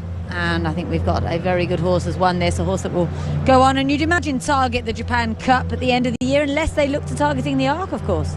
Yeah, I mean, that's one race to the Japanese. I mean, they've been dominant everywhere they've gone, but the one race they really want to win is the Arc. Yeah. And the interesting thing with that, I'm just looking at that still frame we saw there. I think there's probably only 7 or 8 lengths separates the whole field, so that will tell you exactly how fast they went, because they weren't spread out at all. They were on top of each other. It was a bit like watching racing from Hong Kong. The handicappers got it literally spot on. But I think that will just show you, because generally this race, there's probably 20 lengths separates first from last, but I think there's probably only 8 lengths separates first from last. But yeah, going back to this horse, it'd be interesting to see whether Christian, who rides in France predominantly, is why he's on the horse going forward. They're going to target the Arc. I know last year they bring them out a lot earlier than they used to, don't they, to get them settled into the environment in Chantilly and the training in Paris. But it's the one race that I think if you ask the Japanese connections, that you could give back all your Group 1s you've had in the Middle East over the last sort of 3 weeks. The Japanese public want it, don't they? They want the Arc, it'll be pushed and they bring a huge contingent of supporters even to the Arc. I think it'll be good for the Arc. I think it would make, not that the Arc needs any help in publicity, but I think it would just be probably the icing on the cake for the Arc. I think, and the world of racing in general. I think, when the filly won the Nassau Stakes with Oshin, that was huge for racing in Japan to have a winner in the UK. But I think the Arc is the one it's a big step. I think it would just global. I mean, they are a global giant on the horse racing front, but I think that will just epitomise everything to get this that guy over the line. Could genuinely be the one to do it. Yeah, well, they haven't had contenders before, but this looks, he has it all. He looks good, but I just think this division at the minute is so strong. There's about 10 horses that we could, I mean, there's 3 or 4 that aren't even out here. The trainer will be going home now looking, where can I ride? They'll be trying to get to different places and different angles now. There's 3 or 4 that aren't actually here. So, I think that European campaign is going to be so strong this year at that middle distances. Like I say, they'll be trying to avoid each other, I suppose, just going back to the individual horse, reminding myself there that Alan Kerr, the last time he disappointed like that, actually was in the Arc. Very keen in the arc, so maybe they'll have to think about a little bit of pace for him. Possibly a because pace. now we've had a disappointment from him when there's no pace. He was very keen in Longchamp. I'm not saying he was over keen here tonight, but it doesn't suit him. So maybe a little bit of a rethink with him. He could be a horse that may come back to a mile and a quarter as well. You know, something the Might help a Champion little Stakes bit, might it? end of Yeah. the year with an ease in the ground. And of course, you'll have the Ballydoyle contingent there, and they tend to give you He the might well be pacemakers a- automatically. Yeah, he might be a horse that they might let him just point his toe as well and let him bowl along That'd from be the front. interesting. You know, Yeah. coming back to a mile and a quarter suppose could you be come an back, you ideal, can do that, an can't you? ideal tactic. Lovely scenes there. Christian Demura's young daughter helping him collect the trophy from Patrick Ayoun, who is the regional manager for our sponsors, Longines. And would you believe the horses are in the parade ring already for the $12 million UAE? Edgar, you're going to leave us, but many hour with you and two fantastic turf races, of course. Yeah, absolutely fantastic. Enjoyed every bit of it, and really looking forward to getting up in the stands there and looking at this race. I think it's going to be like a monster truck carnival here with the Americans just getting on top of every.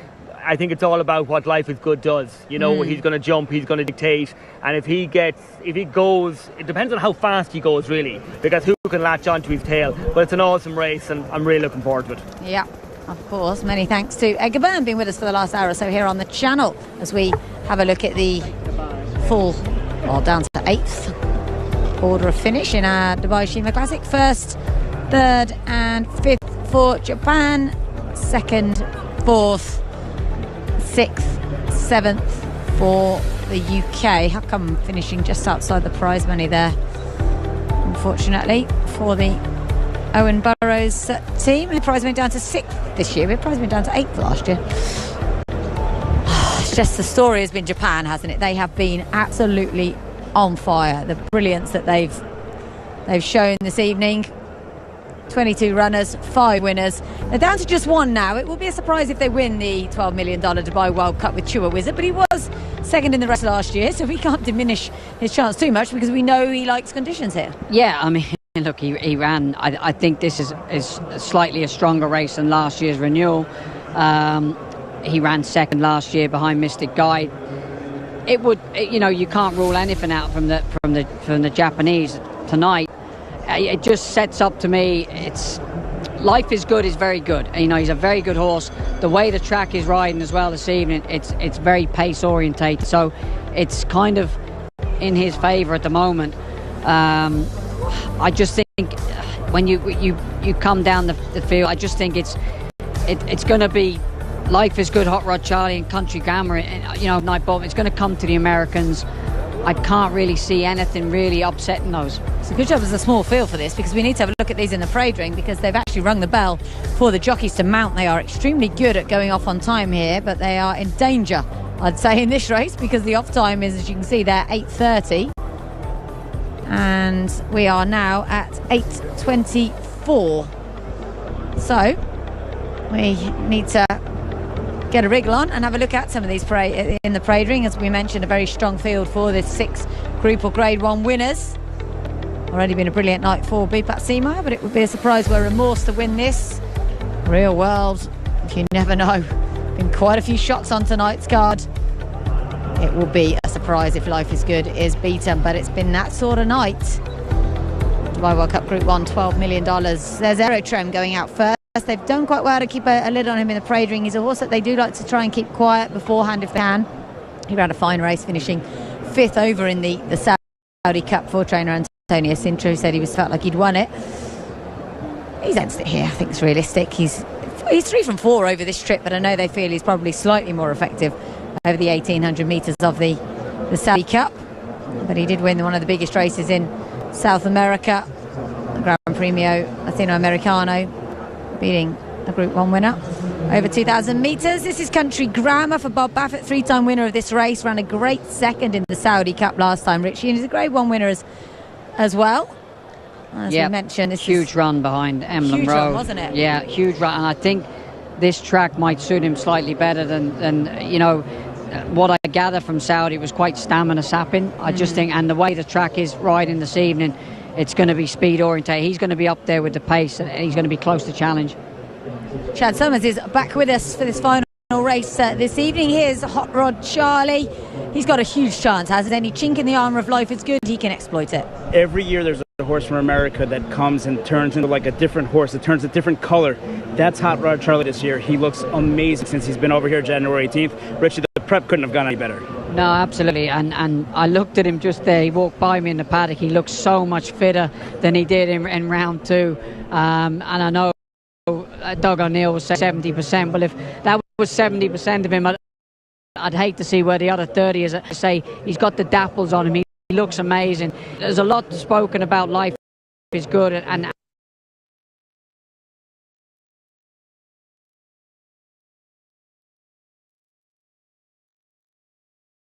about Life is Good and how good he is. The mile and one in the Pegasus. This is extra furlong again, and he could quite be vulnerable. And you know, someone like Hot Rod Charlie, he's been here. He's been here for what, 2 months now. He's settled into his campaign, trained very well. He's had that prep. He's ran under the lights. He ticks all the boxes to cause an up. Well, it won't be an upset because he's a good horse, but it'll be an upset in the eyes of Life is Good being defeated. You know. That's hypothetical. Winner of the Group 1 Maximum Challenge round 3 last time. We're going to go back to 2006, an electrocutionist for the last time a horse won Maximum Challenge round 3 and this race. This is Real World, Chad. I can't write him off because it's that sort of night and you just never know. Thinks he's got a chance. Well, if Chua Wizard doesn't win, right, I think we're all going to be surprised the way the Japanese have dominated the night. But look, Real World, Saeed Bin Suroor won the Dubai World Cup 9 times. He did it when everybody thought he couldn't do it again with Thunder Snow, went back-to-back with Thunder Snow. He's here again. Yes, is he up against it? Is these proper American horses? Absolutely, but Saeed knows what he's doing. 0 from 5 on dirt. Real World, including in Saudi last time, as we take the trophy over to the presentation dais. There's so much riding on this. Might not be the richest race in the world anymore, but it has an awful lot of prestige, and this is a proper top-notch renewal of it. Such great international representation from Uruguay, from Japan, from France, and of course from America, who won it 12 times before. And Life is Good. I haven't seen him in the parade rink. He's in there. It's just our camera didn't pick him up. He's generally a fairly easy horse for them to manage from what we've seen this week. Life is Good. He can be easy when he's on the track. In the stalls in the afternoon, Todd Pletcher walks all his horses. The hot walkers aren't walking this horse in the afternoon. The groom is, Martine grabs a hold of the horse and he walks him, makes sure he gets a good 30 minutes. He can get a little cantankerous. He can get a little warm. It was good to see how he was here in the schooling, and it was so important, I think, Todd Pletcher on Tuesday brought him over here for the schooling session. Let's hear from Mikey.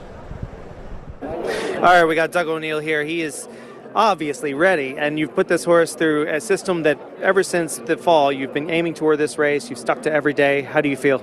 I feel great. I know usually make a plan and God laughs, right? But yeah, the plan so far is really working out well, and win or draw, couldn't be happier with the way things are coming up. You've won 2 Kentucky Derbies, you've been through the Triple Crown, you've gone through the many Breeders' Cups, won a few of those. What's the pressure like compared to those? You know, it's a lot of excitement and just a lot of energy spent on just making sure everything goes right. So we're so blessed having Leandro Mora, who's the main man. He's an unbelievable horseman, and having him be here the whole time and overlooking everything is a real blessing. So it's just a lot of excitement, but you know, with Dubai putting up $12 million, there's a lot of stress there, that's for sure. Got the trophy going right by you right now. It's so close you can almost taste it. You know, looking at the shape of this race and watching the races earlier today, you can read races. You know how these sort of lay out. What do you think is going to happen early? Well, obviously, Life is Good should go to the front, and you know, Flavian and Charlie hopefully will be right in pursuit. So Flavian's one thing, he wasn't going to let Life is Good get away. So that's the plan. We'll see what happens. Best of luck to you. Sounds good. Thank you.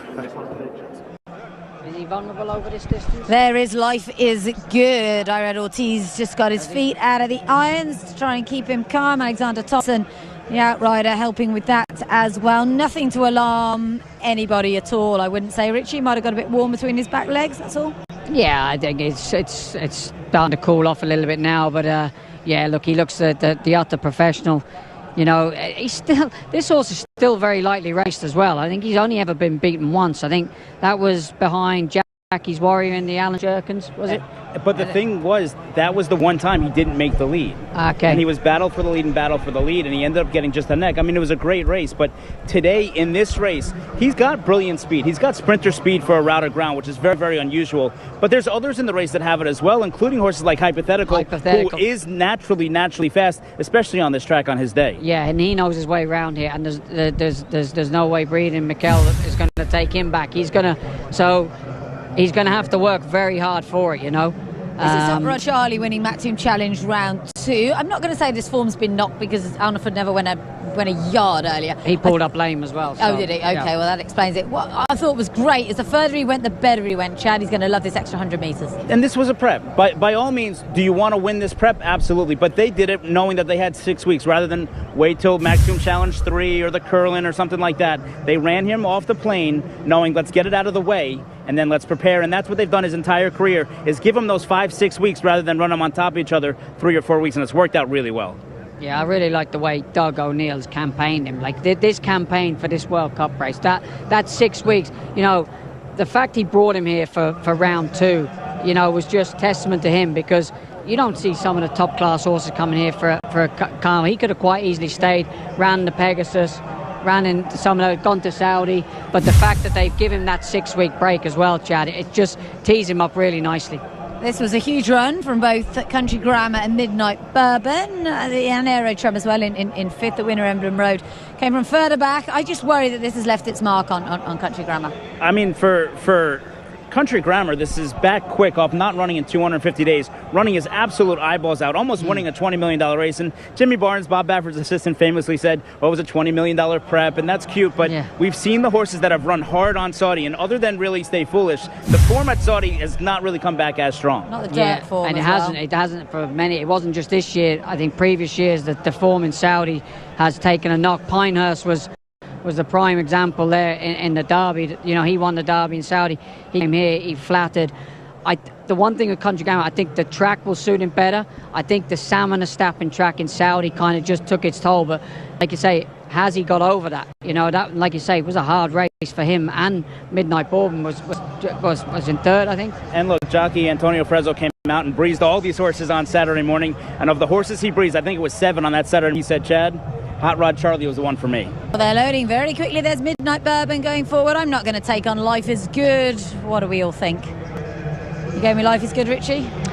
I think Life is Good is a very good horse, and it'd be great for the race. I think for the way he's been campaigned, I'd love to see Hot Rod Charlie just for Doug O'Neill and the fact that he's brought him here as a prep. I could see him the favourite. Just one more to load. It's Real World 2022 Dubai World Cup is upon us. US dollars, they all... Gates crash open and they're racing in the Dubai World Cup to a rather untidy start. Real World was a little bit slow to begin. On the other hand, Life is Good got an absolute flyer. He didn't miss the start, he's in front. Midnight Bourbon is second. Then comes Hot Rod Charlie racing third, now fourth, as Country Grammar slipped along the inside to get a bit closer. Hypothetical at the outside, the lines of blue colours couldn't get to the lead. Real World, the all blue colours, got shaken up to hold the rail. Then comes Aero Trem, the black and white colours, with Remorse a further 2 lengths away. Chewer Wizard and Magni Core are the last two as they now go towards the back straight, and Life is Good is in front by 1 length over Midnight Bourbon, who races away in second. Country Grammar is third. Hot Rod Charlie in fourth, just got shaken up for a few strides. Hypothetical makes him racy at the outside.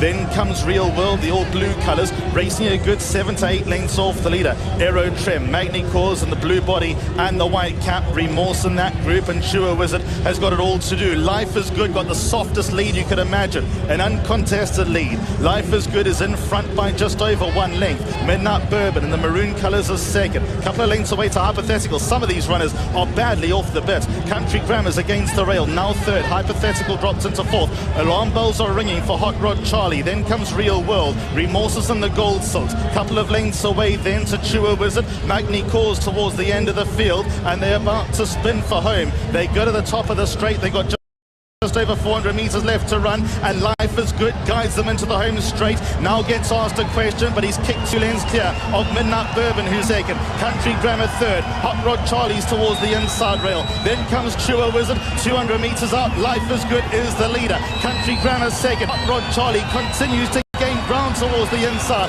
Life is Good with a target on his back. Country Grammar getting the upper hand, draws alongside, and Country Grammar with his dates with Destiny in front, a length and a half. Country Grammar won the Dubai World Cup. Hot Charlie ran second. Chua Wizard third. Life is Good didn't go the 2,000 metres, ran fourth. Midnight Bourbon. Then came Remorse, Aero Trim, Hypothetical. They were ahead of Real World and Magni Core. Country Grammar and Frankie Dettori for Bob Baffert wins the 2022 Dubai World Cup, sponsored by Emirates Airline. His date with Destiny. He's now won the big one after a cracking run in the Saudi. Frankie Dettori, Bob Baffert, Country Grammar has won the Dubai World Cup. That's a 4th win in the race for trainer Bob Baffert. What a victory. Great celebration from Frankie. Wow, that would have felt like a long last couple of furlongs for a few of them, Chad. Life is Good. He got very tired. And really no excuses. He got a clear lead. He set reasonable fractions, and he saw out the 1800 no problem like he did in the Pegasus, but after the 1800 he started getting a little bit late, and Calvary was coming. Country Grammar from the outside, and Hot Rod Charlie somehow got back in the race on the inside, but Country Grammar got out in time. Yeah, it was interesting because Hot Rod Charlie swinging in, we were kind of going, he'd spend force. He dropped back to 5th or 6th and managed to get back up there. Charles the Wizard, I don't know where he came from. He ended up being 2nd or 3rd, I think. Yeah, it all happened quite late on. There was a lot of horses, stamina-wise, that were just getting tired. The one thing that Bob Baffert has said since the beginning, though, is this horse wants 2 turns. The further the distance, the better. Life is Good. There was questions about the distance. There was never questions about the distance. It was just whether or not he can replicate that form from Saudi, and boy, did he. Yeah, he did. And like you say, there's been question marks over that Saudi run. I just felt the track here would suit him better. You know, he was always beautifully positioned by Frankie. You see here, Life is Good is drifting out again like he's done in so many of his races. I'm not saying that's going to cost him the race, but it might cost him second here. He just can't maintain that straight line in the stretch. He's done it every time in America. It's interesting that you say that. He drifts out to the right, and Irad Ortiz has got his, I don't want to criticise him, but he's got his stick in his left hand, so it's kind of as if he's hitting him that way. Rod Charlie finishes second. In a worse place to be, really. But beaten by this horse, and we've got to give him any credit. He was coming back off a 9-month absence when he ran that excellent second in the Saudi Cup. Prior to that, he was a 1 winner. It came in the Hollywood Gold Cup, and he done this again for Frankie Dettori, who of course has a great record in this race, mainly for Saeed bin Suroor. And this will mean an awful lot to him, you'd think, because he's had so many big days in Dubai, but to come back and do it again at the age of, 52, he's going to be pretty chuffed. Still the greatest, by far. He's still the greatest. He was the greatest when I started riding, and he's still the greatest now. I don't think we'll ever see anyone match him, not only his riding ability, but his personality on a racetrack. He's actually his 4th win in the race, equaling the record held by Jerry Bailey for most wins. It's his first since 2006, though. That was on Electrocutionist. And this horse only had 10 starts now, won 4 of them. And where will he go now, Chad? I mean, there's so many big races in America for them to target. Will they work back from the Breeders' Cup Classic? Well, I'd say he won't run for the next 90 days, right? That's for sure. Look, the fact that Bob Baffert's been able to do this with the cloud that's been hanging over his head back in America with everything that went on, and to just maintain business as business is. He sent Jimmy Barnes out here. He sent his best exercise rider out here. They went from Saudi. They've had this targeted the whole time since Amr Zendon bought into this horse back in December, that they were going to go take on the Middle East. And look, he ran second in Saudi. He wins this race here. You really do have to tip your cap to